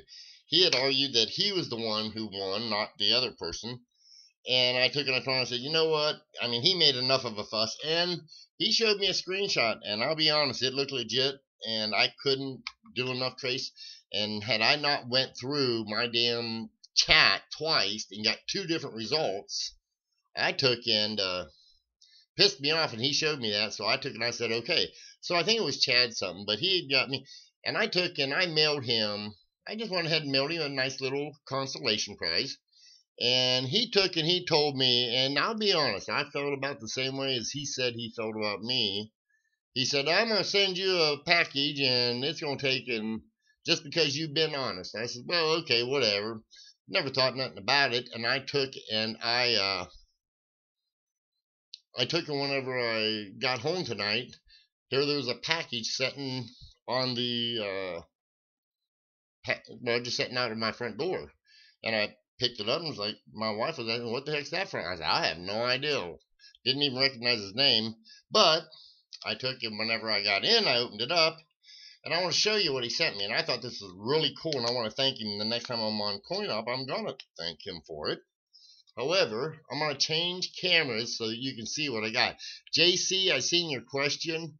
I don't know that answer to that.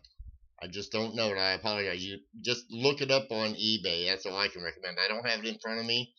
And the price guide from the Gray Sheet, they've got it so confusing it's hard to look anything up. Yeah, you're right, Cindy. But check this out, Cindy, what I got from him. Now, hold on a second. The first thing he sent me was this right here.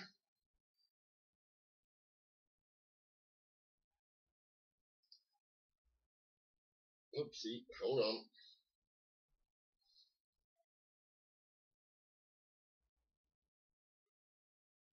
Where's Ken Peavy at?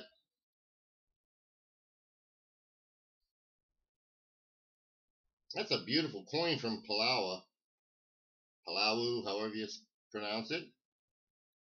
And he sent me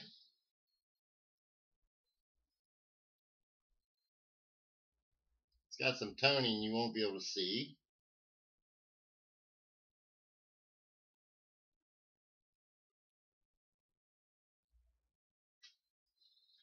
Let me show you the other side.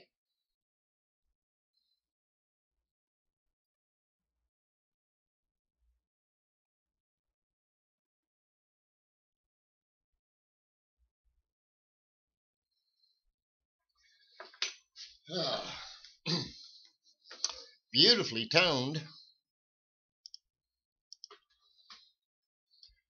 Yeah, I thought they were real nice. Yes. You're right, JC, so have I. In fact, I had a set that I sold.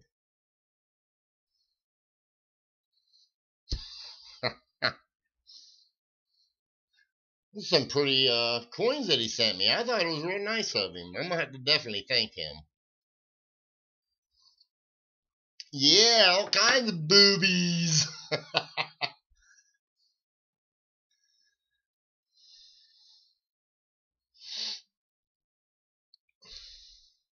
As I say, you guys, see, I don't think I would have to take and change my settings before I could show you guys a set of Greek coins I've got.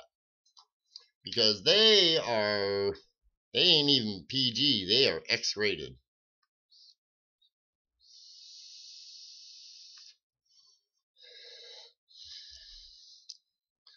Much more than that, Cindy. Much more than that. They leave nothing to be desired. And what it was is back in the day, if you went to a brothel, well, the token you got, I mean, let's just pretend this $50 is a token. The token that you took in, you bought the token that absolutely showed there was an image on there that showed what you were paying for.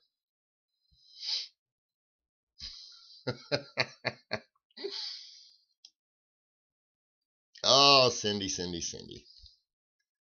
Which name are we writing down? Yes, it was. What, Frank?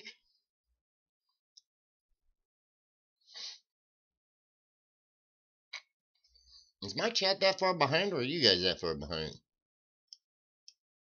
Up and down. Okay. Last thing I've got on my chat is Sweet from Malvado. Oh, yes, they are X-rated. They're actually not coins. They're considered brothel tokens. That one's better now, Frank. Yeah, 6 to 10 seconds. Yeah, probably. I guess I am.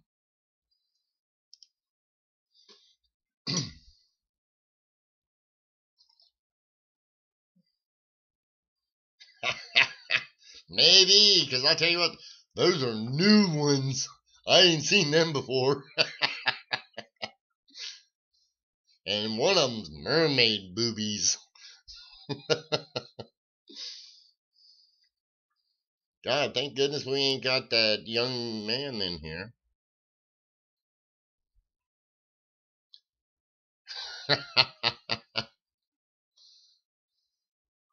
Well, I was just talking about that, Frank, about germs do not take and they just don't set on metals. Oh, yeah, I need to send that to, I need to send that one to Ken Peavy. He might lick those boobies right off. Yes, there is a complete set, Snakefoot. I took in, well, Jeff, I had the whole set. And, you know, it's a beautiful set. It really is. And it comes in various denominations. I never even looked on that one to see what it was, but I know they have $5, I think, $10. And that also tells you whether or not they're copper, nickel, or silver. Guys, it might be me lagging. My our stream health looks good. Let me see here. Let's see.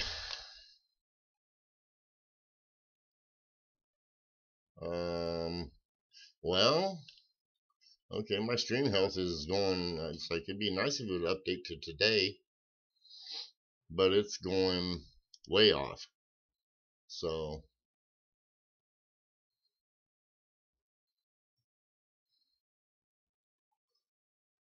I am. Huh. I'm showing a good stream here. I'm showing all green. And let me see here. I'd be afraid to do that. Oh, coin I found when I was a kid. It says, heads I win, tails you lose. And it has some naked lady on it. I thought it was the most awesome coin ever. And still have it. Well, Movado, if you ever lose it, let me know. I've got a whole roll of them. I don't hear anything.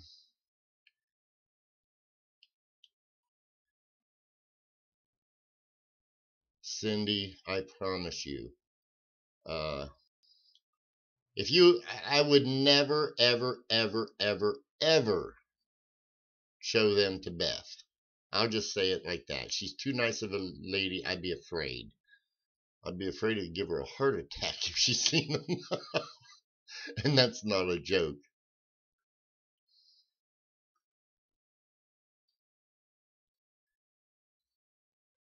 Oh yeah, JC, I've got a dozen or so of those, but I used to have one and I had it on one of those bezels on a necklace, and I used to carry it around with me. You talk about sweet, I still got a few of them. I got the silver and the non-silver version. I've got it in the bookcase where you can set it on your bookshelf and nobody would have a clue it was a coin set. In fact, I used to have that as my profile picture on Facebook for a while. You know, Jeff, I don't know who's lagging. Like I said, it looks like I'm green. I know I have fiber optics, guys, so I don't know if I'm lagging. Honestly, I've only seen me lag once or twice, and that's because I had about 10 windows open. So whenever I get online, I reduce it down to just this one window, and I usually don't have a problem. And actually, I have my own. Let's see here. Yeah, well, I could be lagging, but shouldn't be. Looks like I'm running okay, but full speed. Cool. Uh-oh. I think Beth was sitting here just sneaking in. You must have heard my voice. Hi, Beth. We wasn't talking about you.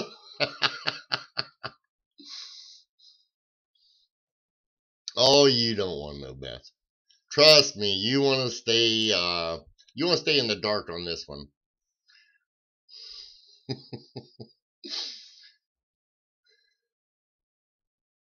Oh no, Cindy, they're worse than naked. They're worse than naked, I'm telling you. I mean, this is straight up, like I said, no, not really.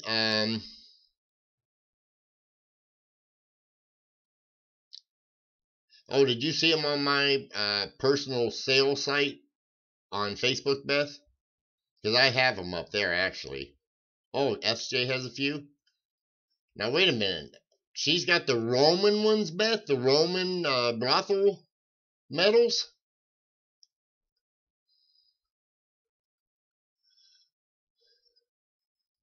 Okay. I bet you have to answer that because I've never seen SJ with that. I couldn't, like I said, I couldn't show it on a live stream like this unless I basically made it a X-rated. Okay, thanks, Lincoln.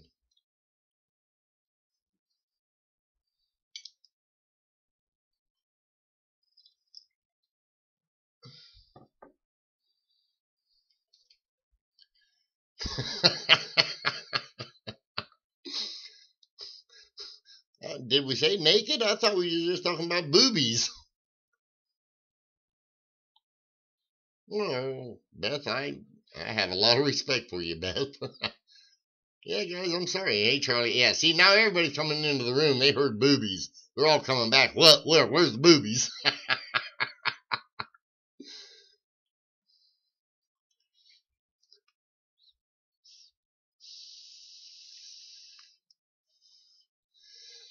Yeah, that's true, Jeff. Some of the nicest people are.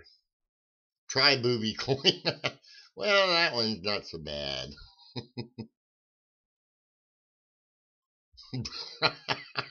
Cool, Frank. Brown chicken, brown cow.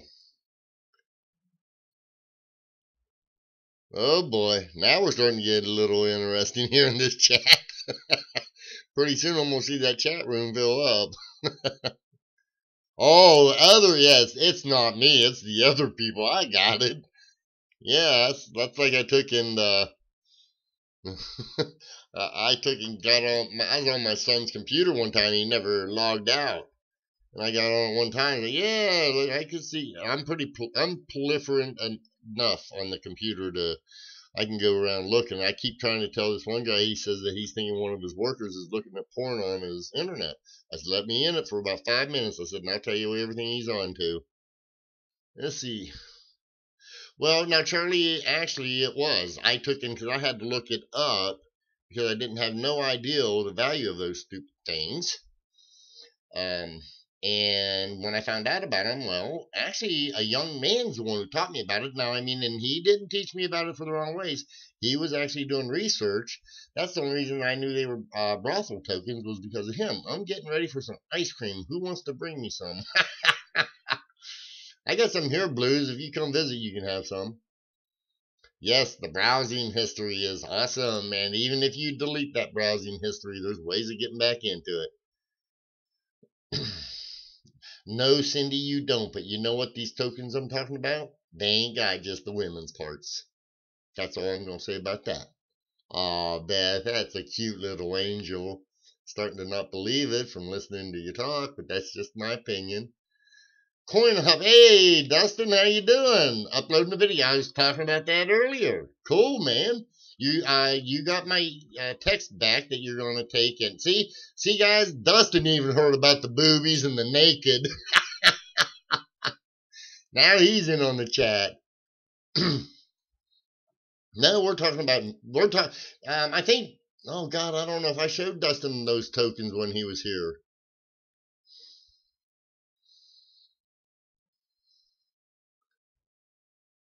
Yeah, Beth, he's the one on CoinOp. I'm not on it right now. Okay, that's cool. That's cool. And the 79S Type 2. Okay, and I missed something. I see what you said there, but I missed something before that. Yeah, somebody that took and won one of the free gifts said he won, and I couldn't prove otherwise. So I took and I sent him a gift, and he said he was going to send me something in return, and he actually did. 2 pretty cool coins.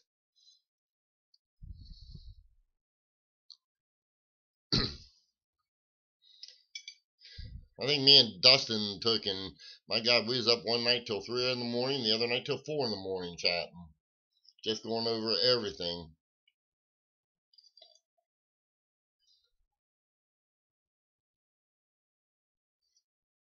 Okay.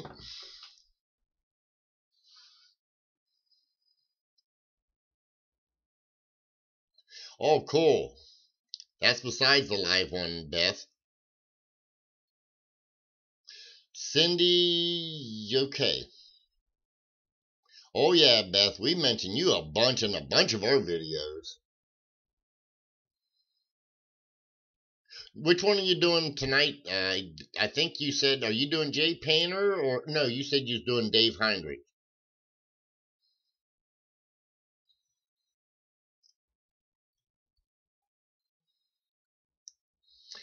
Yeah, I'll have to get a video together on this page for the foreign bills for you, Beth, and do like I did on the others. Just push them up there and show them for a few minutes. Juan, I gave away coins, and I know they got out in the mail. I'm not certain what you're talking about. I've been doing uploads a few times. Oh, okay, Daniel Malone tonight. Okay, I thought it was Dave Heinrich. Okay, next one, Dan's. Okay. Yeah, we got to work. I know you got to work a little bit extra on Larry Briggs's, but that'll be cool. Let's see. Did you get? Never mind. I ain't even gonna ask that. I can look my own self because I think it's already up. I was thinking Brian Rains. I know Jay Painter's got up. And I think I've seen Brian Rains, but I've been looking at it on the floppy that you left me. I was looking them over.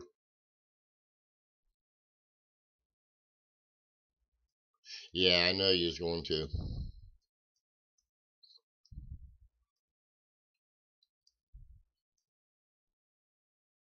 Oh, I'm sorry, Beth.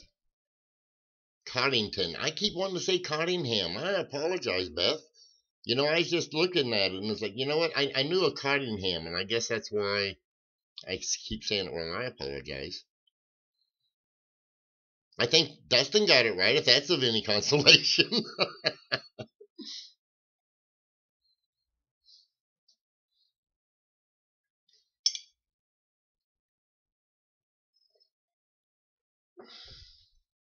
Thank you, Beth. The feeling is mutual. Yeah, so do I, Dustin. That's why I do the same thing as you. I apologize my ass off.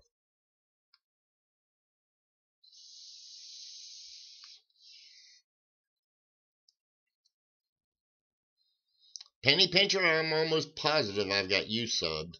I think I subbed you a long time ago. I don't see anybody in here I have not. Well, I'm glad you took it the right way, Beth. I know I never intentionally done it. You're welcome to take and chew my head off. I don't mind. Let's see here. Okay, cool, Penny. Yeah, I think I've got everybody here on my sub list. And I've looked at each one of these. Now, people, just to let you know, there's a lot of times I don't comment. Sometimes I do. Depends on what I'm doing. So, awesome, Dustin. Thank you. So, was your trip back just as I hope it was good? I heard you cut an hour off of your time, so I hope everything went good for you. And thanks, by the way, for the coins. I appreciate them. I took it. In fact, if you was to review this tape, I took the 97, and I just got through cleaning the slab up. It was pretty rough looking, so I took and I've got a product that you can take and clean slabs with.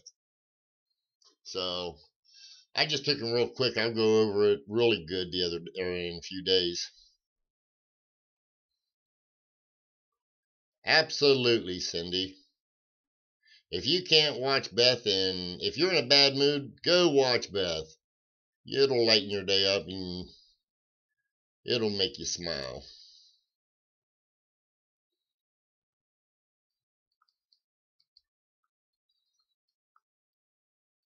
Let's see, I don't even know how many subs I got. I know one thing. I want to get up to enough subs to do a sale.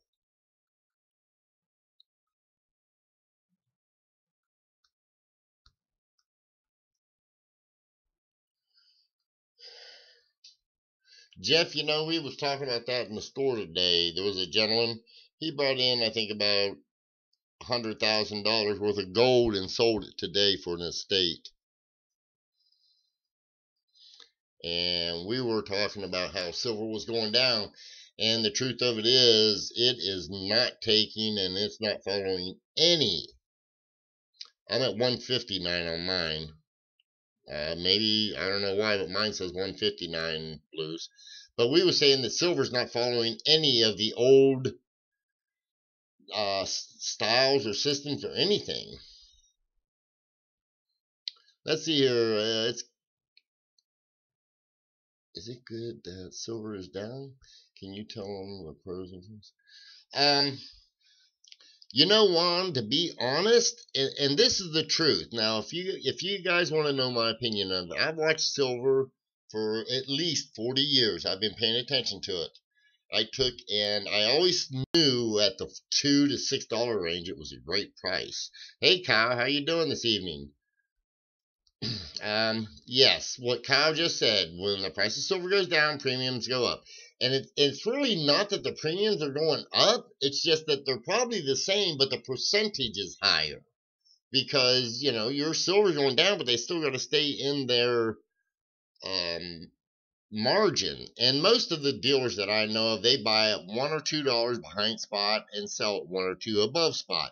It's one or the other. It doesn't much matter. And then what happens is, the $1 or $2 when it's $50 an ounce ain't squat. It's a very minor percentage. Now you take it when it's getting down to where it is now, $15, and guess what? That $1 or $2 becomes an extremely high percentage of your purchase price. So that's the difference. At least that's the way I look at it. Everything investing in debt payment. Everyone investing in debt payment. Well, one thing you have to understand, Ant, you have to understand the difference between silver, which has an intrinsic value. Gold has intrinsic value. Currency has none. That's why they call it a fiat currency, because it's only a promise to pay. There's really no intrinsic value to it. You can take that currency and just burn it, and it's gone. This is something that, we would need to actually do. Like, let me put it this way. If Ken Peavy was to ever do a study on it, you guys better get set up to do a few months, if not a year study on it. Because to understand it, you've got to know a lot about all kinds of the markets and everything else. Let's see here. Kyle, I say it's been a minute since I've seen you online here. You must be working second shift and over on the West Coast. Just a guess. Let's see here.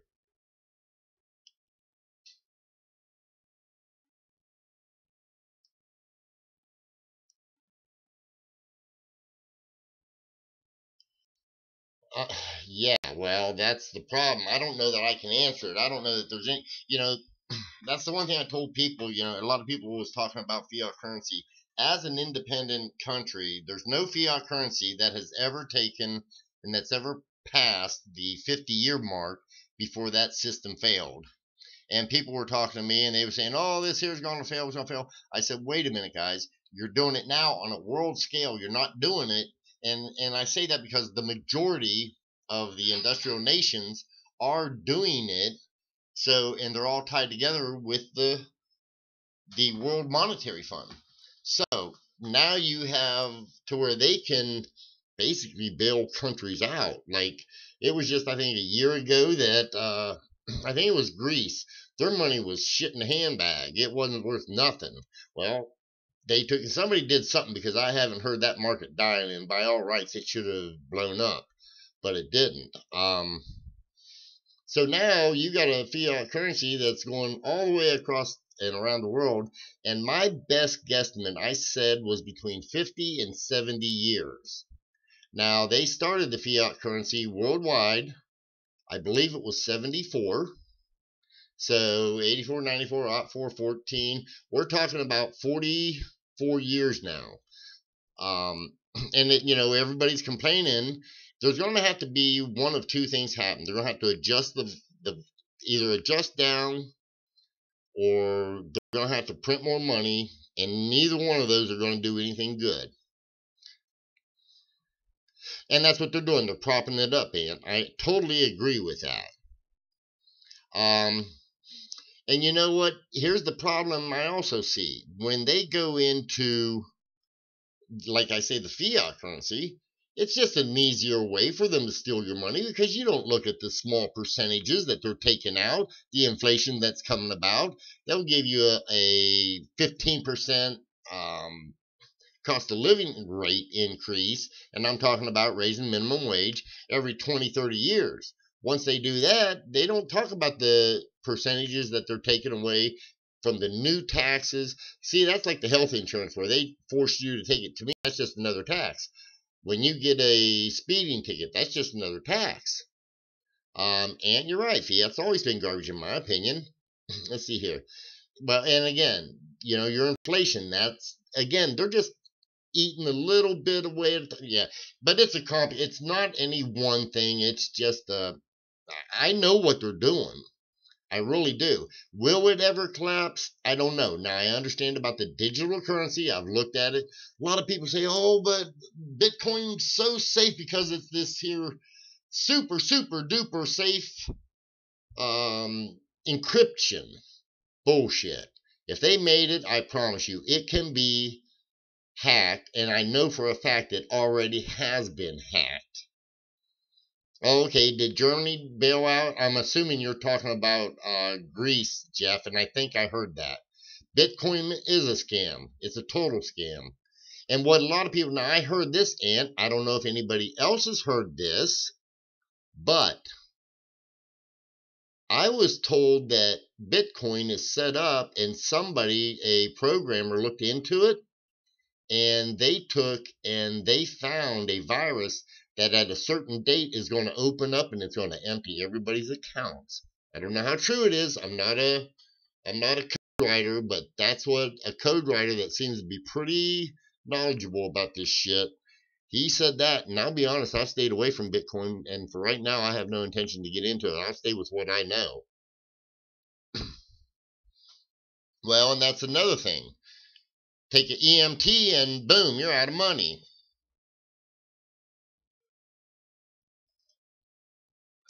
And I tend to agree with you. And Kyle, you're right. It's a get-rich-quick scheme for a certain few people. And here's another thing I love about it. Everyone says, oh, it's free money. It's tax-free. You think? Wait till IRS takes an audit your ass. You'll see how quick it's anonymous. I'd bet money, I guarantee it, they already got it covered. Cash, gold, silver, copper, probably the safest way. And that's for the people who know all of that. For the ones that they can find, Kyle, I agree. But there's some people who have traded on that in different countries that they haven't been able to break through the code yet. Well, then, you know what? I haven't checked up on it, guys, in 3 or 4 months. You and Dustin need to go live together, and Dustin knows how to do it. I don't know that Dustin does know how to do it. Or, I mean, if he does, that's fine. We could do it one of these days. Because I've got, the capability of Skyping. If Dustin can do it, I'd be more than happy to do it. But talk with Dustin about that, because I've seen other people do it.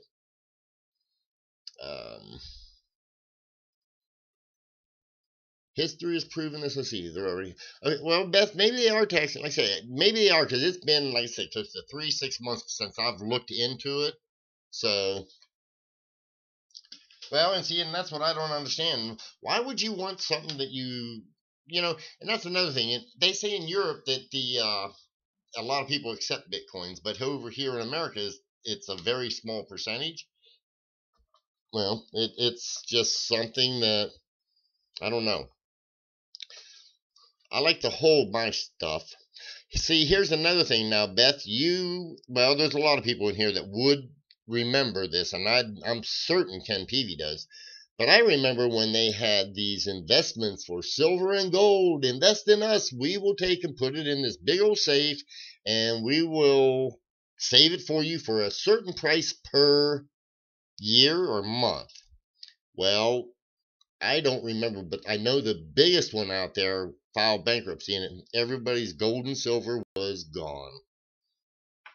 They had basically done what the old goldsmiths did, which was they put more paper out than they had gold. They had a run. The first few got their gold back. After that, the rest of them lost out. And that happened, and that's only been within the last 20 years. That's why I will never invest in those people. And that's the only way to get it put into an IRA, is my understanding, is you got to put it through a approved affiliate. And I said, you know what? Bite me. I don't need it. If I can keep mine until I retire, that'll be good enough for me for my retirement. I don't need to take and put it to where I get a tax deduction for it. Uncle Sam don't know about it? Oh well, what if they don't know ain't gonna hurt them. Friend of mine bought cigarettes out of state and had them mailed to him. Kansas found out he had to pay lump sum. Yes, Jeff, I've heard of that happening too. A lot of people don't know. In fact, they're trying to tax the internet right now. Every sale on the internet, they're trying to get that passed. So that's going to take, just an honest to God's truth, I'll bet 50% of the people selling on Facebook don't pay their taxes on sales. Now, I guarantee you that some are. They're smart. Bet there's lots of ways to find it out.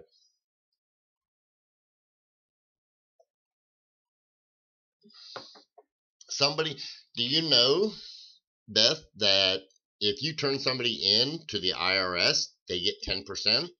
How do I know that? No, I've never turned nobody in. I happened to read about it because I think somebody took and turned me in one time, but the truth is I was paying my taxes, so they couldn't do nothing. But you get, I think, 10 or 15% of whatever IRS fines.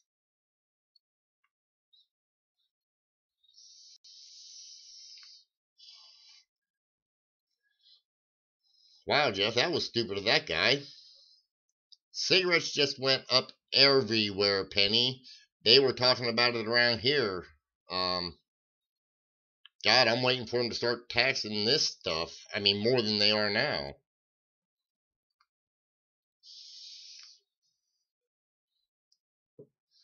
See, and that's what we were talking about inflation, Aunt. Cigarettes just went up. I guarantee the problem? Taxes. Holy shit, where do you live, Kyle? You must live in New York. That's all I gotta say. Either New York or California. Which is it, Kyle? Gotta be one of the two.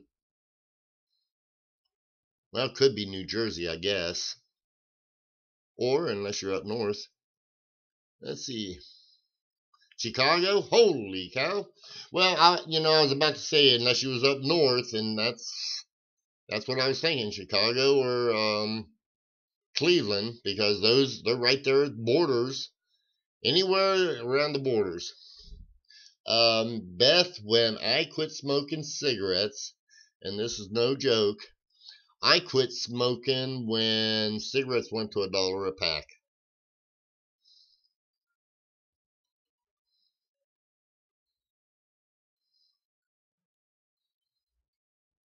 So I think you could actually get a carton for a little bit less than that. Oh, Cindy. That tells a big story. I've heard that saying many a times. Across the border in Indiana, $6. I believe you. Now, Penny, I don't know what you'd be afraid of, because if you've seen anything on them, then any study that you've seen that's a negative one, they're lying. They haven't had time to do any kind of a study. The vapes ain't been out that long.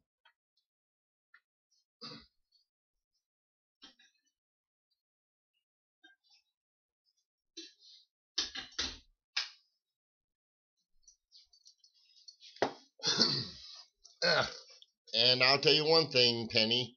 You want to be afraid of something? Be afraid of sugar.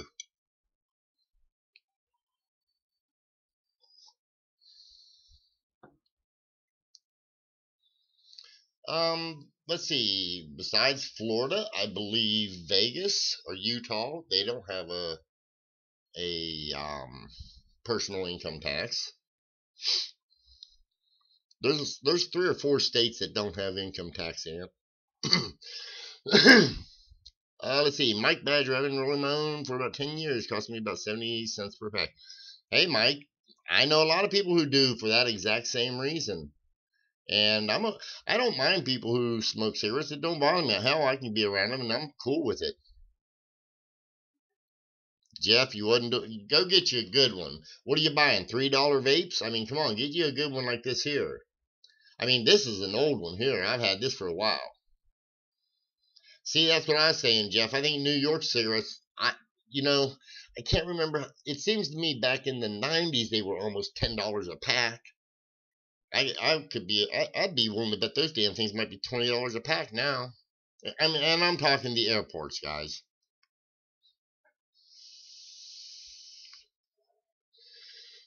This one here, I can adjust my, well, see, it's got an adjustment on it. Sorry, I'm trying to hold it still. But it's got an adjustment to take, and I can set it up or low depending on how much vape I want. Sugar, a lot of people don't realize, just, try and go without eating sugar. Now, in order to do that, you'd have to look at your boxes and stuff. You're going to find it next to impossible. Almost everything has sugar, even tobacco.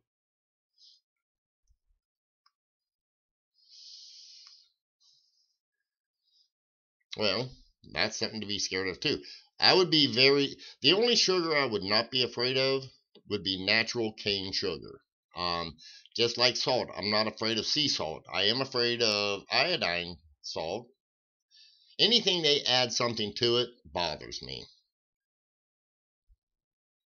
And Ant, you're absolutely right. I will eat every kind of fruit there is. I love them.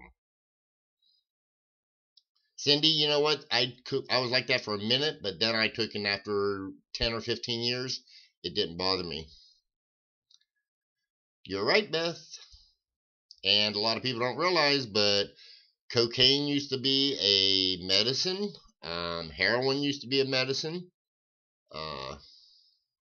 There's a lot of stuff that they've changed it.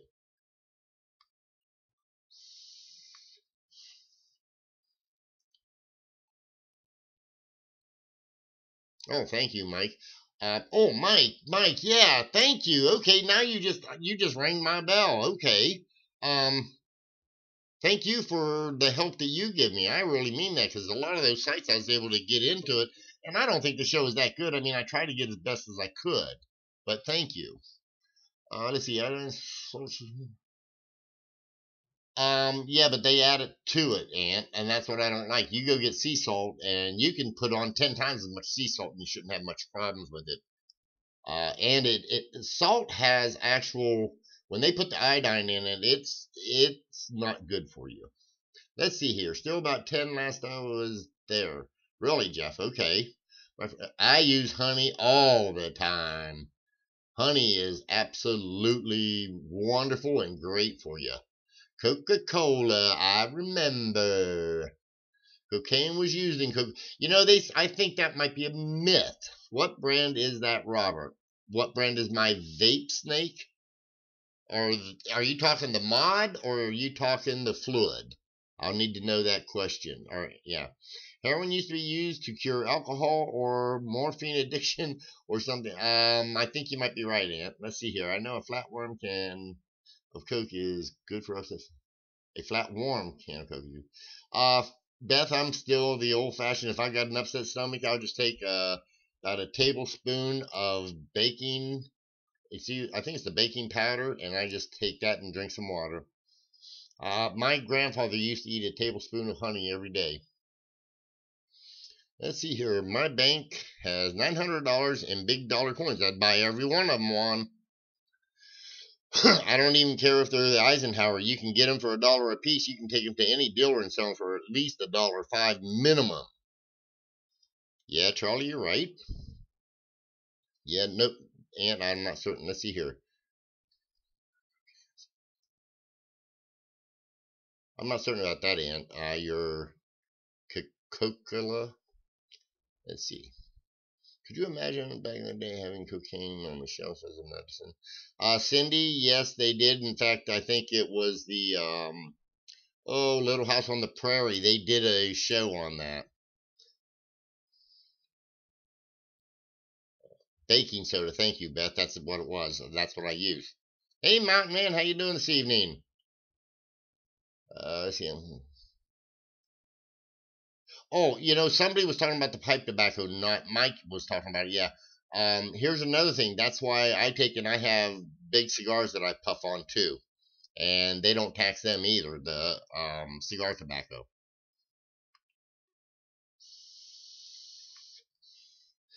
They still use morphine for cancer patients. I don't know if they do today. Aloe juice, I've had that. That's pretty good. Honey is great for you. Raw honey's the best. I absolutely agree with you, Cindy. And when I get it, I usually get it from a uncle. I used to get it from my grandfather, but my uncle took it up. And I actually have a couple friends, and I get the unhomogenized, I think they call it, honey. Yeah, baking soda and water is good for an upset stomach.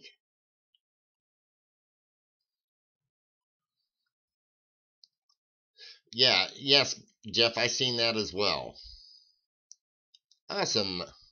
Glad you're in here, Mountain Man. We're just sitting here having unsolicited chats, and we're talking about everything from cocaine to boobies. And actually, none of it is. We're just educating each other.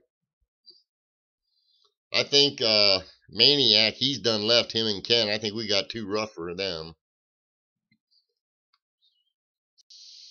Or they're sitting back and they're too young and they're just learning. One of the two. Yeah, we sneak a coin in here and there, but a lot of the coins have, well, mainly the boobies on them.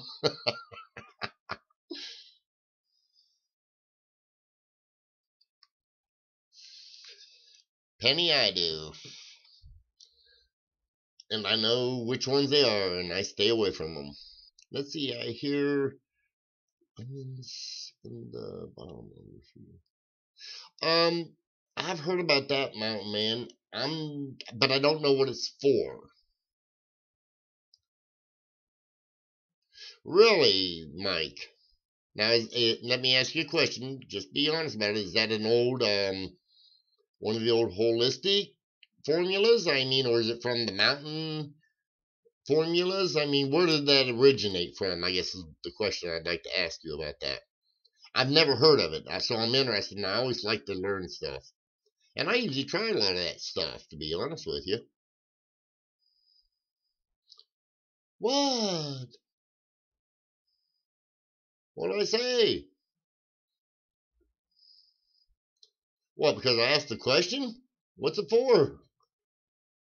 I've heard about wrapping onions on the bottom of people's feet. I really have. I don't know what it's for, though. I mean, I see all kinds of stuff.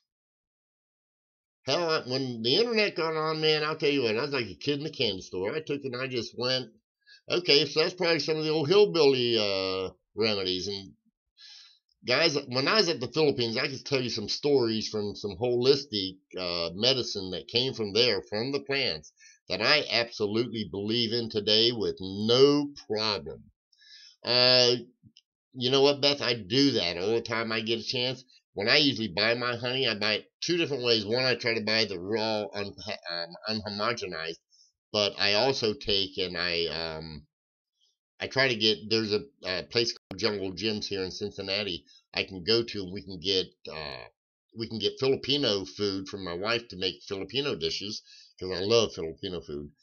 But we can also get, I mean, they've got a little bit of everything, and most of their stuff is natural, and one of them is honey by the comb. But I have a lot of friends that I can get that from.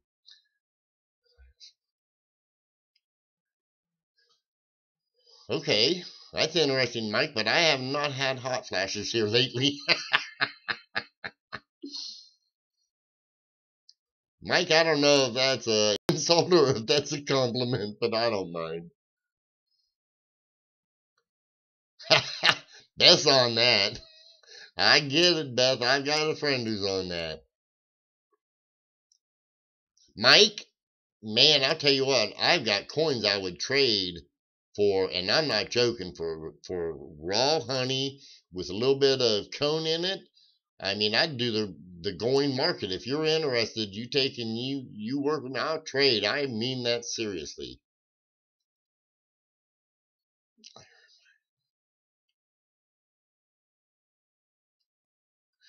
I've heard some stuff about black seed oil, but I'm not even certain much about it. Okay, Jeff, did they see? Like I said, I've seen a lot of this stuff, and I try to look into them. If I can't look deep into them and get actual results, I don't do much with them. Yeah, I bet it does, Mike. Brother, like I said, I'll trade with you. I mean, shit. Remember, I cherry pick stuff. Garlic has always been great for you. In fact, I love garlic too. I do a lot of juicing. I'll take and do a lot of deep green juices, and my wife makes me a spinach with banana and honey, and I like to take and I like that. Wow, you're growing ginseng? Really, Mountain Man? I'll tell you what, I'm interested in that too. That makes a wonderful. Actually, it's pretty healthy for you, from what I've understood. I used to hunt ginseng in West Virginia, and that's no joke. I took in this old Indian took me out and showed me how to hunt it. I mean, I came back with one or two roots, and he had a garbage bag full of them. I mean, this guy could smell it. He also taught me a lot about food in the wild. Oh, nothing like just roasted garlic.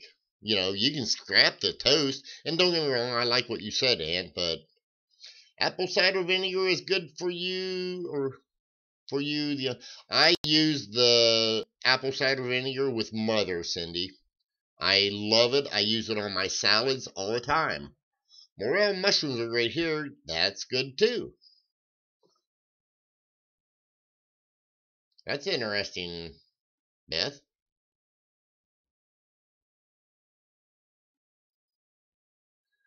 Uh, Penny, apparently you know about it because, believe it or not, it took and I've run across a couple of nasty little snakes.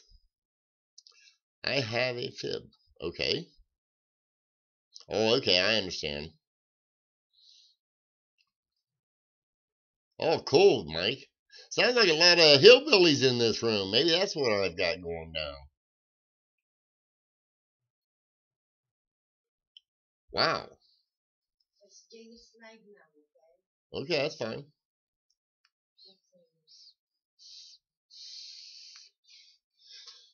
Just having a little friendly chat here, Osawa.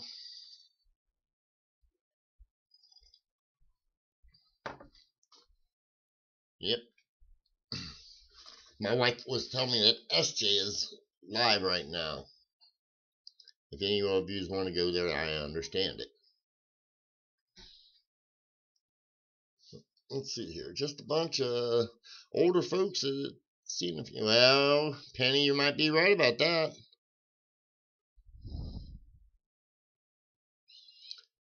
Oh, come on, Cindy. You can come out of the closet. It's not bad to be a hillbilly. I've told a lot of people I'd rather be a dumb hillbilly than a smart city slicker any day of my life. And that's just a true fact, and I'll tell that to anybody.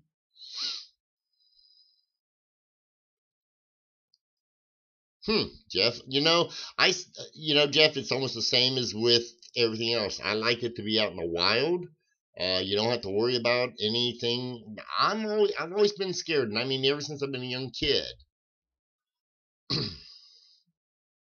Mike, I have taken in. We had a babysitter who was, today they call him a nut or a survivalist, take your pick. But he used to take us out for a month at a time, and we would go out with bare minimals and a few cans of beans, and everything else we had to hunt. Or if we wanted to eat, we had to hunt it, trap it, something. So I feel you, and you know what? I have no problem with it. I tell a lot of people if there was ever a collapse and food got scarce, I know exactly where to go. I got property, and I know exactly what to eat. Let's see. I used to. Oh, yeah, Beth. You know what? When I was a kid, same way. Yellow root. Uh, you know what? I've never hunted yellow root, Mark. Hi, Mark. By the way, that when I first seen that, I thought it was Mike talking again. Let's see here. Nah, I don't think the doctors know everything anymore. I'm no city slicker. I love my country. Even though I live in the city, I love getting out to my property. Going, my sister, if anybody's in West Virginia, up in the northern part of West Virginia, right where the Pennsylvania, Maryland, and West Virginia all meet, go visit my sister at her little restaurant. You get off at Brewston Mills. You can go visit her, get something to eat there. Me and my wife went up there and we remodeled it. I still do remodeling for friends and family, but great food. You can tell them that I sent you, and I don't know, she might just take and give you a free ice cream because she's got an ice cream shop there too. We have Mountain Man. Well, we used to call them monkey balls. I don't know where the name come from, but I believe what it is a it's they're some kind of a fruit, but they get about the size of probably about the size of a grapefruit. They're green, and if you set them in your house, all spiders go away. Let's see here. Now, Cindy, since I've gotten married to my wife, Took and I wear sandals all the time. You know what, Lincoln? I respect that. Like I said, I trust those more than I do any, note the statement, any pharmaceutical medicine. West by God, Virginia is the way it is, Mountain Man. Get it right. That's what it is, Jeff. It's hedge apples. I couldn't remember the name of it, but they're about the size of a grapefruit when they got the skin on them, right? I believe that's the same thing. Oh, me neither. But I mean, here in Cincinnati, you gotta wear tennis shoes at least in the wintertime. Since I've got out of construction, I can keep a pair of shoes for more than a year. Used to be when I was in construction, I had to buy 3 pairs of shoes every year. And that's on top of my work boots. I'd buy 2 pair of those every year. My work boots would go bad, and a week of wearing tennis shoes and the shoes would be gone, and I'd go get my work boots, and oh well, it's all good. I really don't like them, but I sort of tend to have to use them. I don't like wearing dress shoes, and that's the only alternative besides the flip-flops, but I have flip-flops now, so. I've got a friend, guys, and Beth, I don't know, Beth or Cindy, you guys might be interested in it, but I'll be honest, I even use it, so I don't know the men, you might be interested.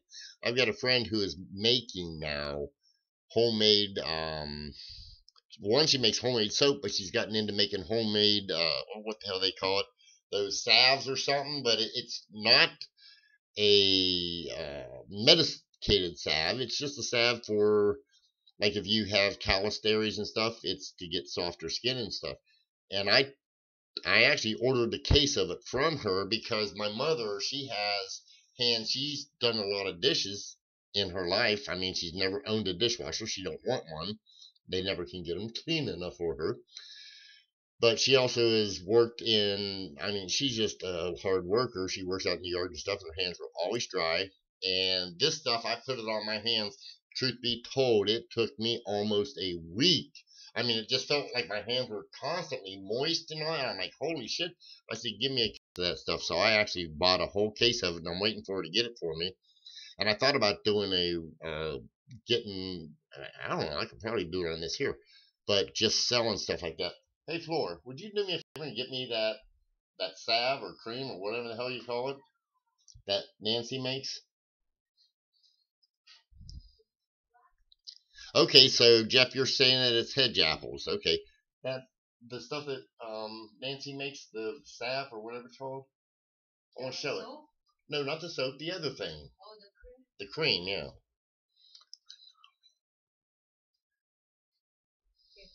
I don't know how to do that. Beth, if you have dry skin, right here. I mean, just to show you how new she is. It's very nice. I mean, she's got all the ingredients in it. Shea butter, mango butter, sweet almond oil, whatever. But I think this little thing lasts, I think this little thing is like $6 or $7. I'm sorry. It's $7. Isn't it $7 what she charged us? Okay, $7. I bought a whole thing, and this is how much we've used out of it. We've had it for 2 months, a month. 3 weeks. Okay, 3 weeks, she said. Either one of you guys, I'm getting ready to get a case of it, and I'm not joking. I don't remember what scent I had her get, but she had a lemon grass, and I don't think this is it. Well, okay, it's got jojoba oil, whatever the hell that is, cocoa butter, oil, deodorizer, raw organic cocoa butter, argan oil, Tropicana starch, liquid vitamin E oil, lavender, EOFO, and some kind of purple vibrance mica, and it's all natural. Yeah, handwritten, exactly. Yeah, it's got old. This one here I don't like. She had made up one with lemongrass, and that's the one I asked her to make for me because it, well, makes me hungry. Other than that, yeah, aloe is great for dry skin, and this has got aloe in it. I think I just said I read that, didn't I?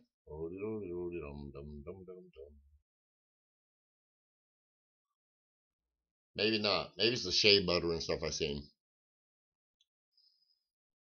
Well, this here, I'll tell you what, I liked it. And I'll tell her, I'll be honest, I'll tell her to give me some samples. So I'll give you some free samples and see if I can't send you guys some. I told her to make me some up. If I'm if I like something, I will promote it. If I don't like it, I don't promote it. But I've lived my whole life off of word of mouth. I took in that. That's just the way it is when you have your own company. Uh, Mountain Man, you know what? I've been telling Flora I want her to get us an aloe because aloe you can get a lot of stuff and do a lot of stuff. And Beth, I want you to try a sample first for two reasons. One, the scent, because I don't know, everyone don't like the same scents. Like I say, the lemongrass, I love the smell of it, but it made me hungry all the time. So just saying, I don't know if it was the lemongrass or if I was just hungry that week.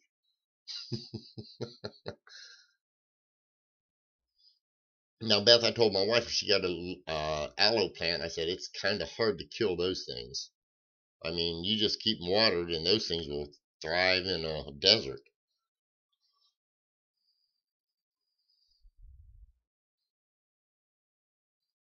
But I'll make certain I get you and Cindy. I'll get you both a sample of them, okay? And then if you guys like them, you're welcome to. I mean, I'll pass it on. I don't need to make one penny. I'm not going to bullshit you. I'm just trying to help a friend of mine.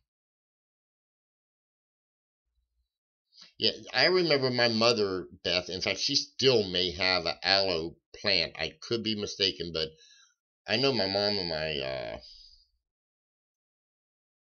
on what, Mountain Man? Oh yeah, Beth. I mean, they're like mint. Those stupid things. You put one down. Next year you're gonna have 20. The year after that you have 40. The year after that you have 500. The year after that you have 10 million.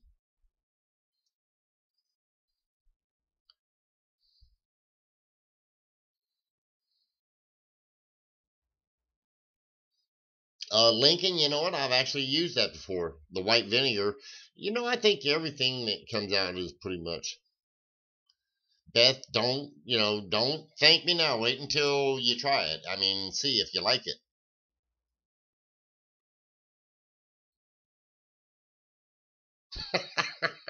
Well, honestly, Cindy, I can grow pretty good being out in the farm quite a bit. But I took and my ex-wife sounds about like you, Cindy. I think she might have killed a couple, to be honest with you, and I'm not lying about that. Now, this wife, her being from the Philippines, she can damn near grow dirt, and I don't know if you get that point, but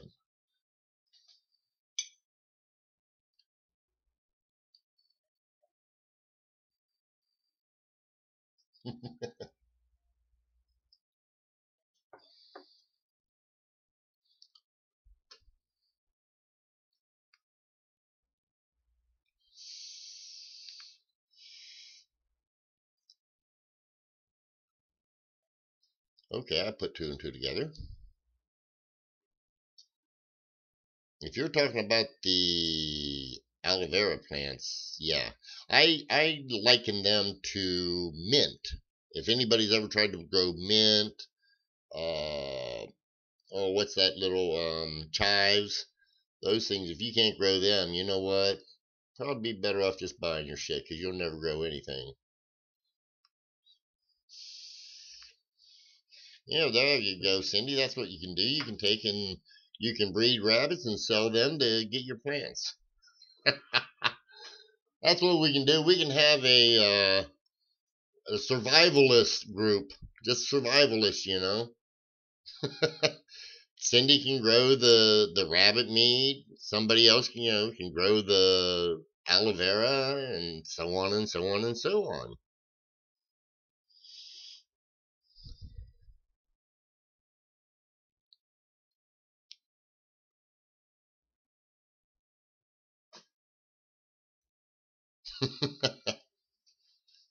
There's some stuff I gotta still buy, Cindy, but that's because I don't have a. I've I took and I bought my property to go live out on it and make it self-sufficient. 10 acres isn't enough property to do that on. I mean, you can, but it didn't. My dad actually bought it, got in over his head, and I ended up taking it over. He was old and retired, not saying anything against that, but didn't have sufficient funds, and I ended up, because I was doing construction, I had the extra money, and I ended up taking over payments, and I let him have it, but he passed away young, and my stepmother couldn't take it over, and she just gave it to me and to take over payments, and I said fine. So pygmy goats, chickens, and a golden pheasant, and a partridge in a pear tree. I used to live on I've lived on a couple of farms that are self-sufficient. Hey, JC, welcome back, sir.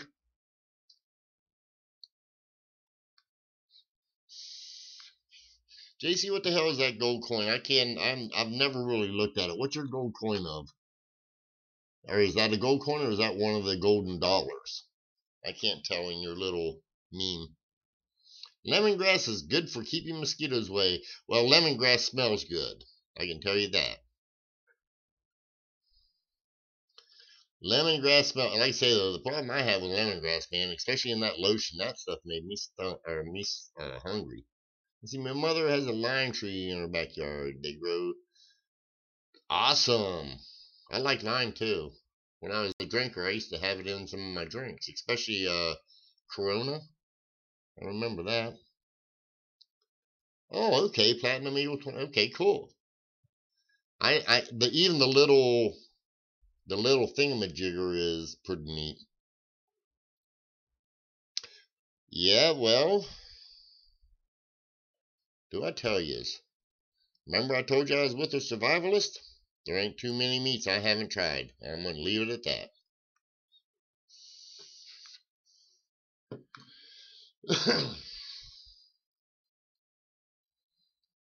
Oh, and by the way, when I was a young pup, I used to work on a self-sufficient farm that had a butcher shop on it, and I think some of the people in here know about that. I'm pretty prolific when it comes to being a butcher. Yeah, I seen it was in a holder. I seen the little prongs holding it, JC. I knew it was in. Well, I assumed it was in a holder, and that could be. You know what? I like the fact they had very small prongs on that.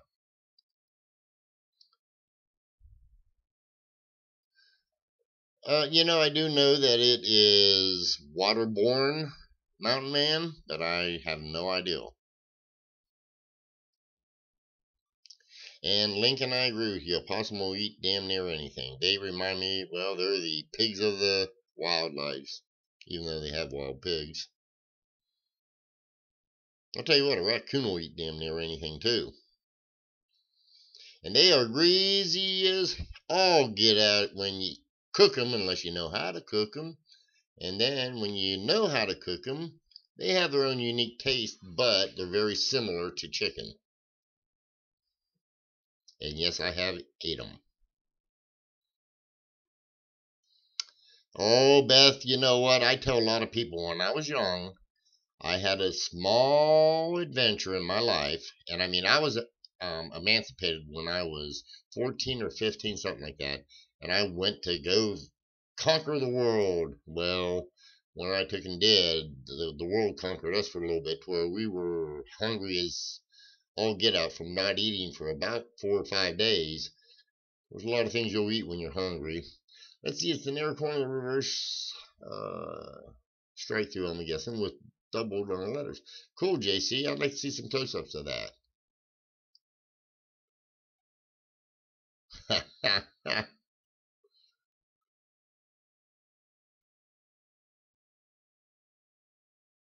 I can believe that too, Mountain Man, but that's getting a little gross right now. I'm thinking of good food.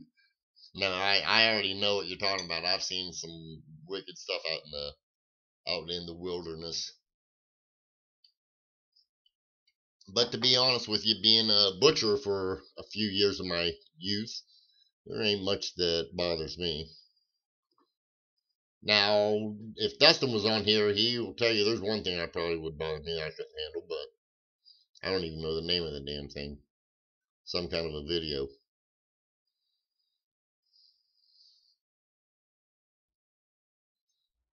The one thing that, let's see, I've had alligator tail, which is good. I've had snake, and that was good.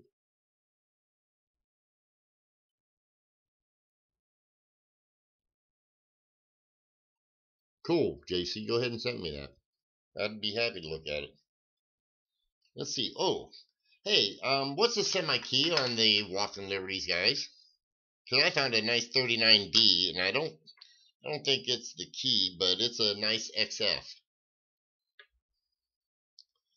You're absolutely right, Beth. And I'll tell you what, I took in the, well, water will get you through a lot, but it'll only get you so far.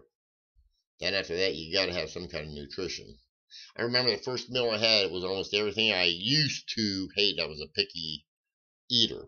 And the truth be told, I'm not that way no more. In fact, I've even tried balut. And if you don't know what that is, look it up.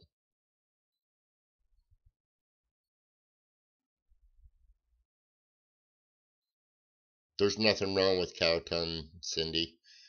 Just like liver, the heart, all of that, it's all very edible and very delicious. Cow tongue, if it's not cooked right, it's tougher than boards. But usually the only way I want cow tongue is if it's ground up into a hamburger. Then it's still like a steak burger because it's nothing but muscle. The same way with the heart. If you take and cook a heart up, boil that sucker for a year and a day, and it might tender up a little bit, or just grind it in a hamburger, and you don't have to worry about it. But there ain't much on the cow I would not eat, especially if I was hungry. You know now, Mountain Man, I've heard so many. That's one thing I haven't tried yet that I know of. Yes, Cindy, it would. But I've not tried them, but I know a lot of people who have, and they've told me. I'm not against it, I'll put it that way. I know my uncle goes out to Colorado a lot, and there's a place out in Colorado or Wyoming. They serve them all the time, and they tricked a few people into trying them. And they loved them, and then they told them what it was. And actually, a lot of them said, "I don't care, it tastes good." So, but I've never had it, but I do believe it is good. Just listening to people, you know, guys. My wife, she cooks one of the best, and I love it now. When I first heard it, I thought, "Oh boy, this is gonna be one of them things I just can't handle." Fish head soup. And I'll tell you right now, she cooks some. I took and I just asked for just a little bit of, just a little bowl of it. I ended up taking and I don't know how many bowls of it, but now when she makes it, I get big bowls of fish head soup.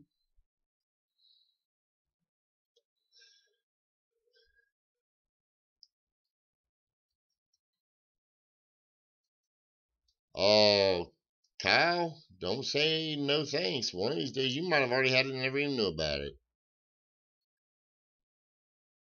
30, okay, yeah, it's the 38D. Okay, I pulled the 39D, not realizing.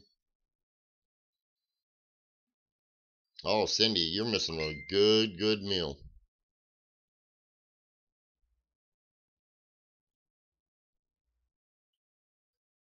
You know, Mike, sometimes you have to get past the, well, you get hungry enough, and I promise you, you will get past the thought of it. Now, hogs, that's something that'll eat everything.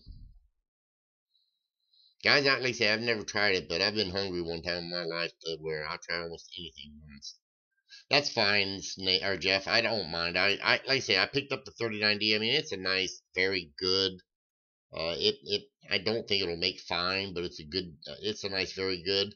And I thought, you know what, somebody would need it. It's got really good rims on both sides, so it's like, yeah, somebody will take and somebody they will need it for their set, and I can turn. I mean, I just got it at scrap or at melt value, so That's the best part about where I go and help. Oh, well, shit. You guys are gonna. Oh no, you okay? I can tell you this because this is not on the interview. But guess who might be working with Larry Briggs?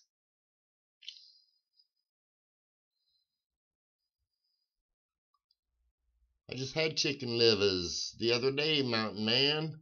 My wife makes them with, she makes them the way they do in the Philippines, and actually it's a little too salty for me, so I wanted her to just make up. I love chicken livers.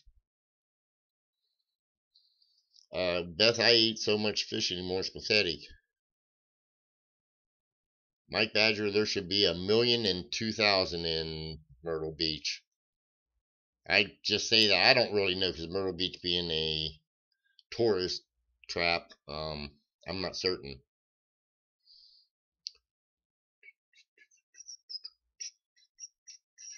Who what? What are you hooing, Cindy?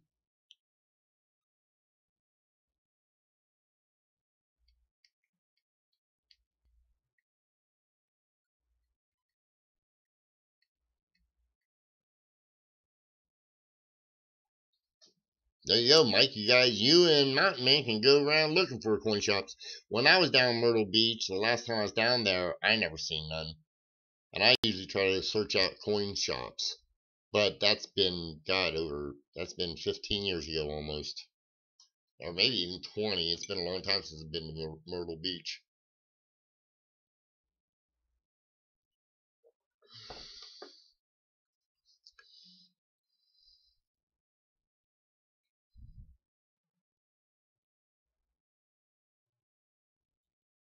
Oh, I said me. I said, guess who's going to be working with Larry Briggs? Me.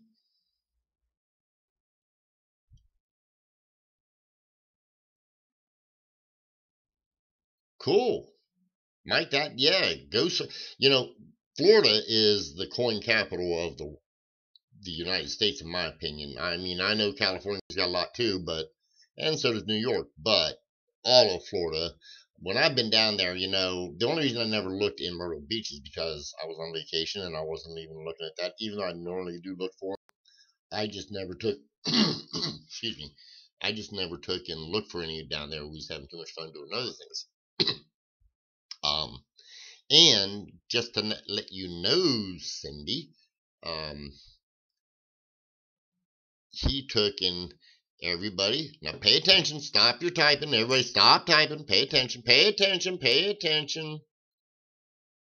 The one thing that has got me enticed about going, and by the way, Dustin wants to go and do the same thing. He said he has an original bag of 1955 Lincoln pennies that needs to go through. Still sewn from the mint. And I might be the one that gets to go through it. Well, Dustin, if you can get down there.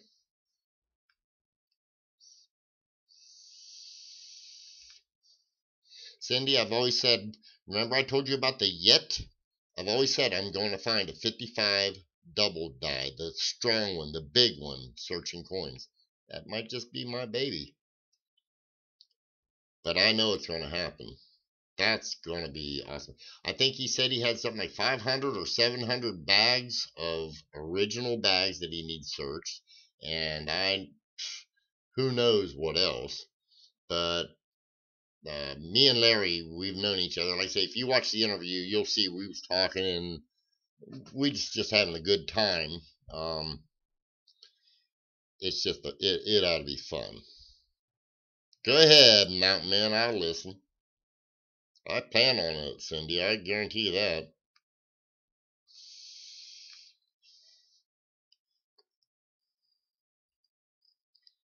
David Lawrence in Virginia Beach now? I thought he moved.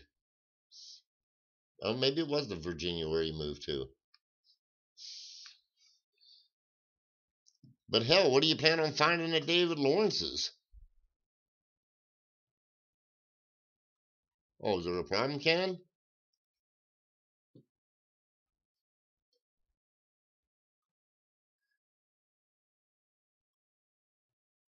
I think you could be right.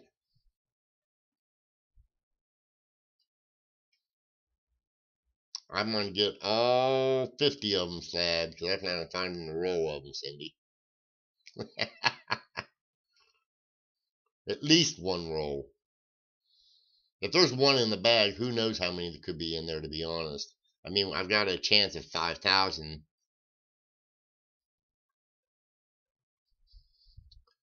I would reverse that, Beth. Larry is one of the people that I not only idolize, but he's mentored me quite a bit throughout my life, and he's wrote many books or participated in many books.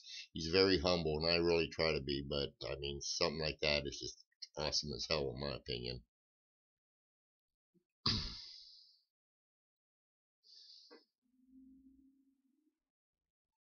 Ken, don't give me no shit. I've seen you up there for a few hours at a time.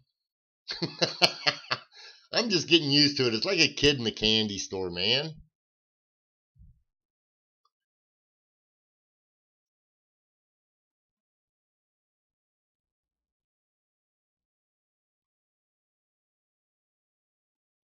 Yeah, well, I'd have been going through those puppies. I guarantee you that. And Larry is over 70, but you know what? He's back in the 60s. You could still buy a bag of 55s, and he's got the money to do it.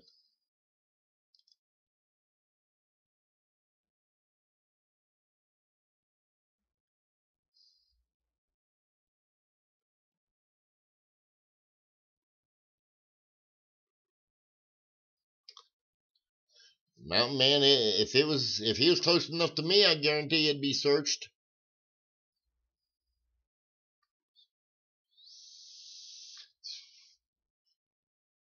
Guilty.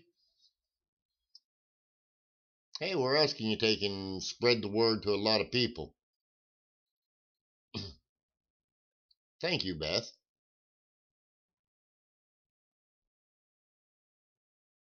Well, what's taking you so long, Mountain Man? I done had it done. I say, yeah, no shit. I seen Ken on 2, 3 in the morning, just chatting away. Who's that one person that I seen? It might be, and that's another reason I call him Maniac, is because I think I've seen him have 8-hour streams.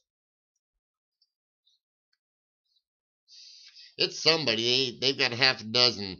I went to their site and they have like, wow. I mean, they literally had a dozen or so of anywhere from 4 to 8 hour streams. And I'm like, you gotta be shitting me. But now I can see how you can do it. He wants this. Well, if they're in a 5-gallon bucket, I'm sorry, I wouldn't take it. I would not. I don't know if I could trust it. As a platform for mainly a hobby, it's only just now being explored as strong technology for everyone to get involved. Yeah, you're right, Ken. And you know what? Yeah, it's Mantic Coins. I call him Maniac. Love him. Lemonhead, love Lemonhead to death. I mean, he's got a great. I mean, I like what he's doing. I really do. He's down to earth, younger generation, and he both of those. You know, one of the reasons I don't mind being on as long as I have is I've seen Ken. I know you're going to be able to attest to this, and if not, just get your ass out there and look. There's so much disinformation going out there, disinformation and sensationalization, and I think it's BS. I mean, there's some people out there. Oh, you want to get $1 million? Just check your pocket change, and you're going to be a gazillionaire. Yeah, right. I've been doing this so long, and I still ain't got that shit that far away. Let's see where it will go. So, well, that's true.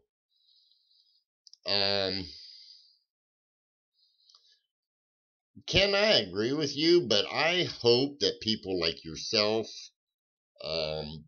me, and I mean, don't you know, I mean me as far as Coin Op and me, but Lemonhead Penny, you know, the people who have knowledge that can share good knowledge. Yeah, exactly. And it's like, yeah. Yeah, and then Ken, come on, Ken, you got to put this up there too. After you post that, you know those people are getting 10,000 emails.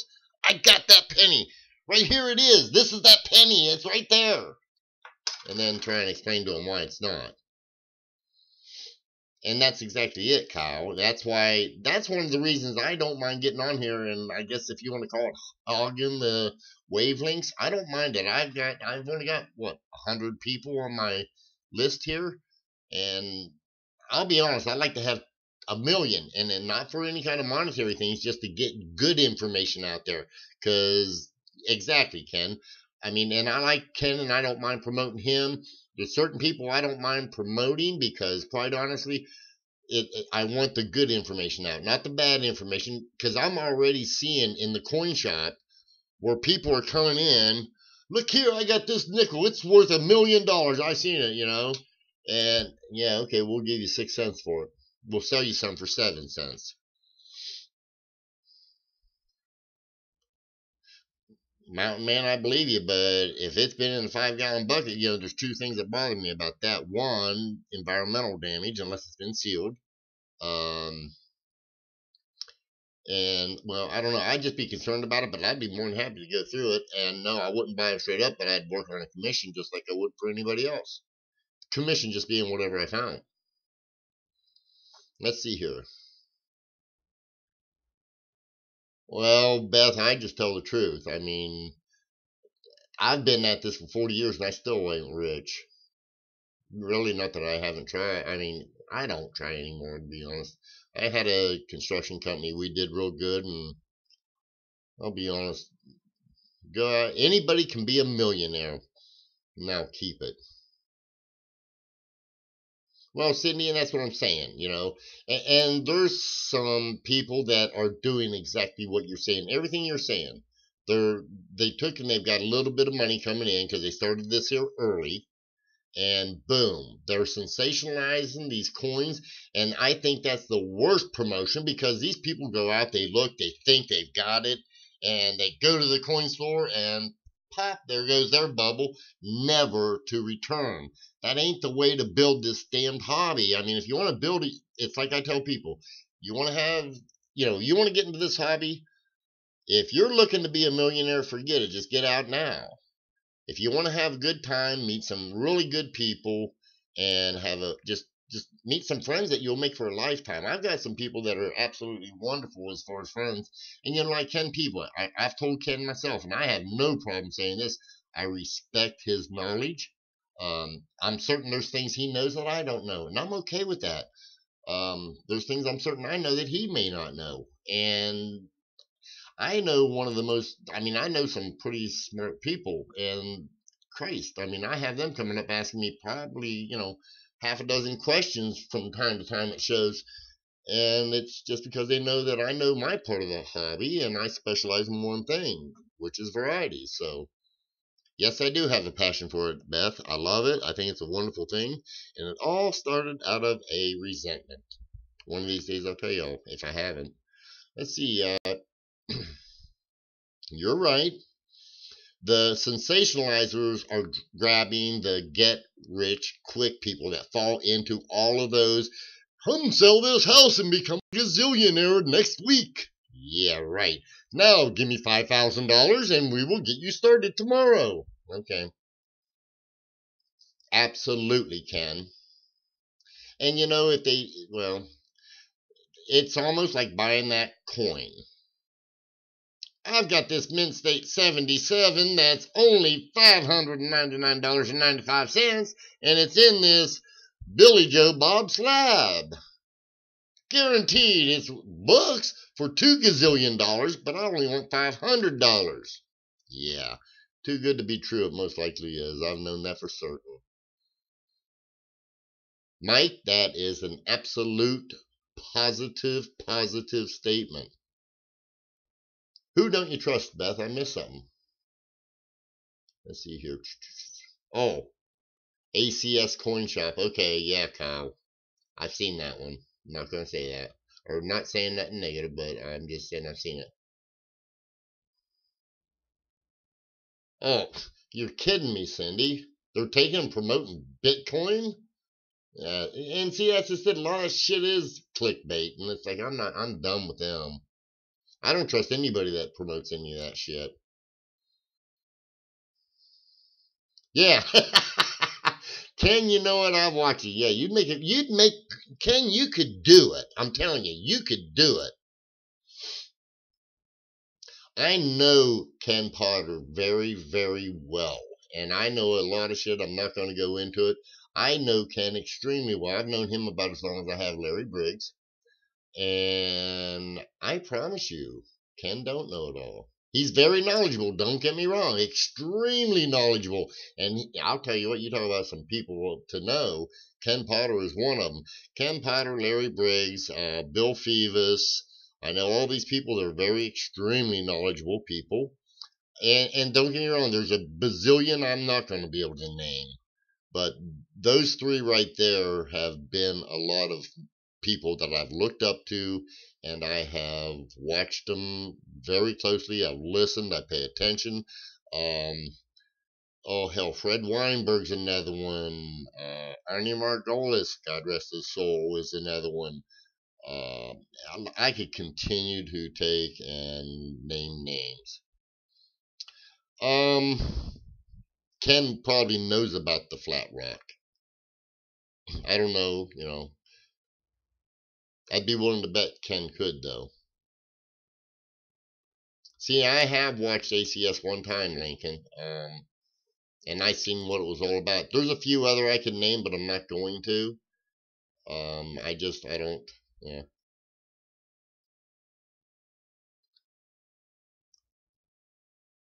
Ken, so do I. I just haven't got my account started on it yet. I've got the coins. I'm not worried about that. Let's see. Yeah, see, we only got 14 people. I don't think I'd be able to sell them to get them good. And you know what, Ken? I believe you. And if I didn't believe you, I'd watch you for 5 minutes, and I bet I could believe you.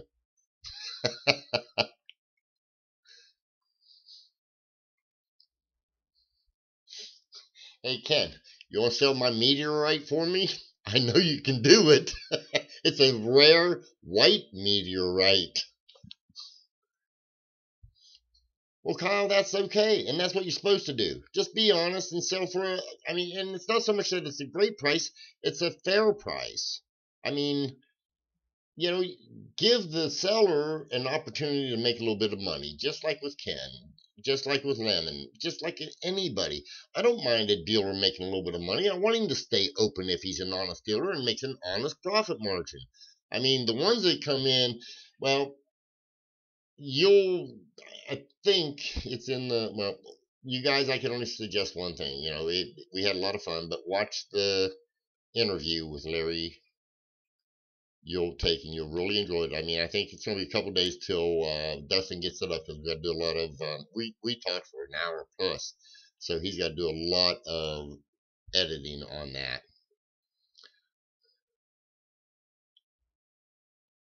Oh, Ken, you know what? I just took and this. I kid you not. I was at the coin shop and this dealer friend of mine that I work with, he just bought. I want to say something like 1,000 meteorites, and that's not a joke.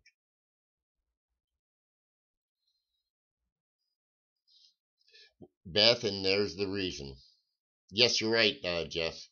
But that's the reason that I don't mind hogging the airways for a little bit, because if I can keep, there's just some shit that it's up. Ken, Larry Briggs' interview is up.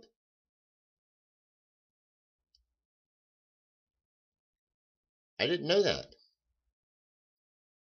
I thought he was working. I thought he said he was working. Are you sure it was Larry Briggs? And I think we've got. Oh,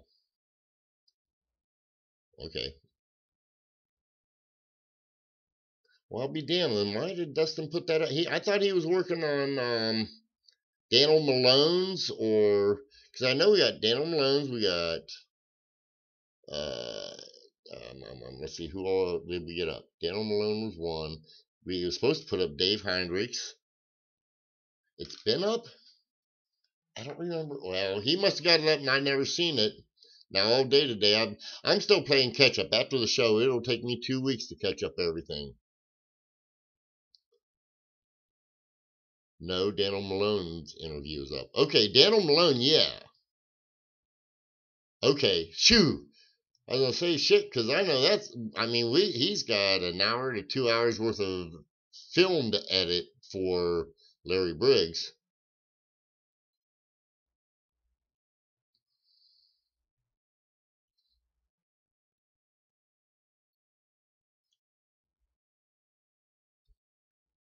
I think Ken Peavy says what he thinks a lot of times. He just happens to be very humorous. I don't have the kind of sense of humor that Ken does. I like watching Ken because he makes me smile a lot. He makes it fun to watch, and I mean that sincerely, guys. I just bullshit with you, tell you the truth, and let you go with it the way you are. We are.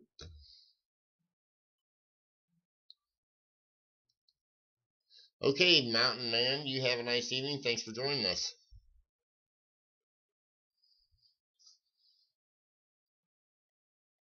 Yes, Daniel Malone's gonna be up. You know what, guys? I'm gonna get off here so that Ken don't bitch at me no more. I feel embarrassed now. But I'm gonna take it. I am gonna get off here only because I do want to see Daniel Malone, see how it turned out. Don't forget to hit the thumbs up on Daniel Malone on CoinOp. Oh yeah, I agree, Cindy. And you know what? That's just been the way I've been my entire life. In fact, I'm trying to take off, as Ken says, I'm trying to take my hard hat off and keep from being a contractor or a construction worker.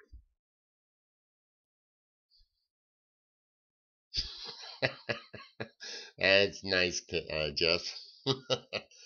Okay, kiddies, oh gosh, it's coming on 12 o'clock. I want to go watch a coin op, and I'm going to and I'll get back on another day, but